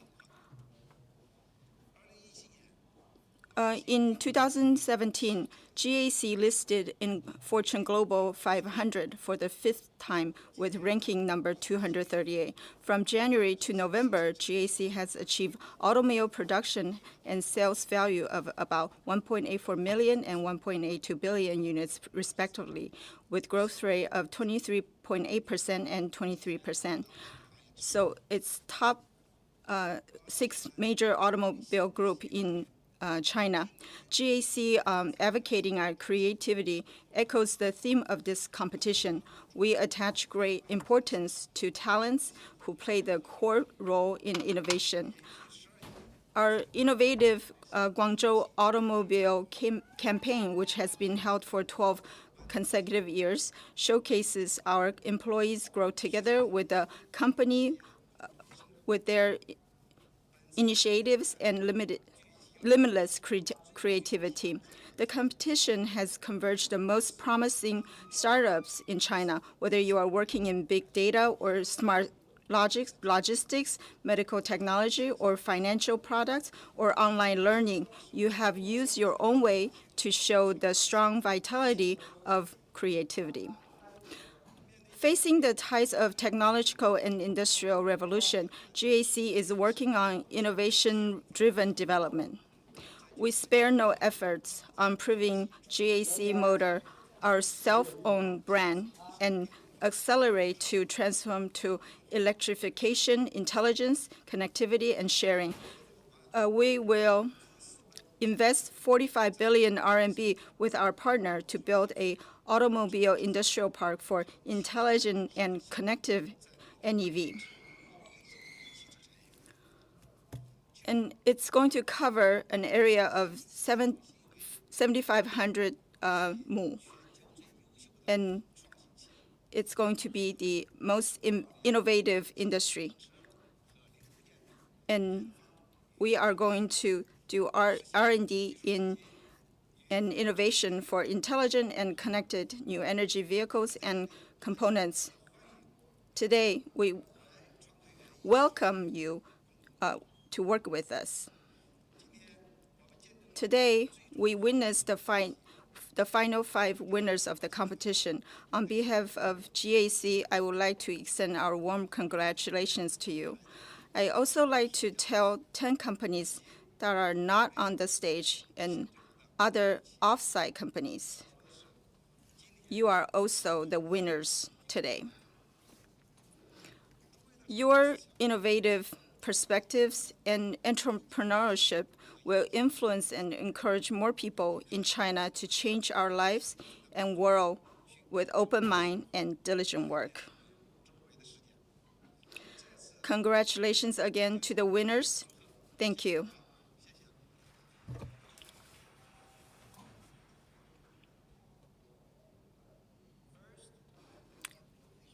Mr. Feng.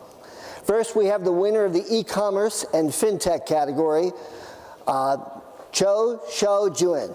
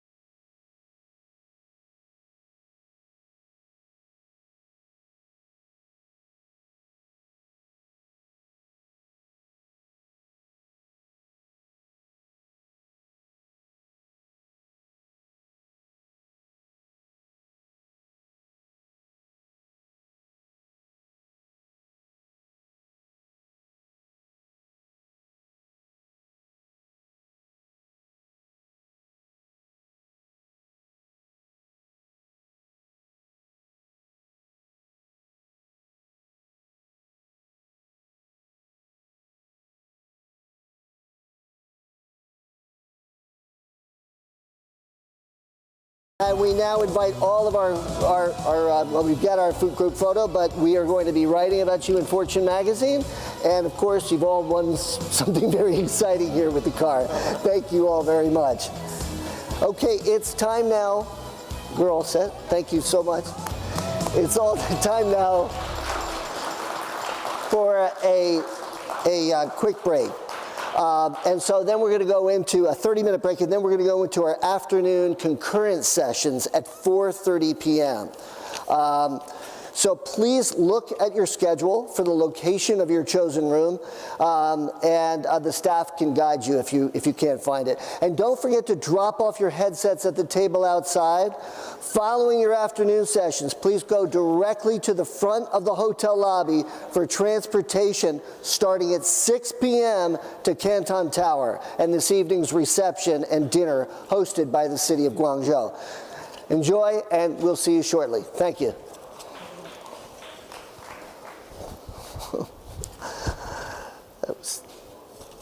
That was too. What? Did they give you an old script or something? Yeah, that's what I had. The whole thing got messed up. It was, I think it's fine, but yeah, we didn't get to. What was supposed to happen was you were supposed to bring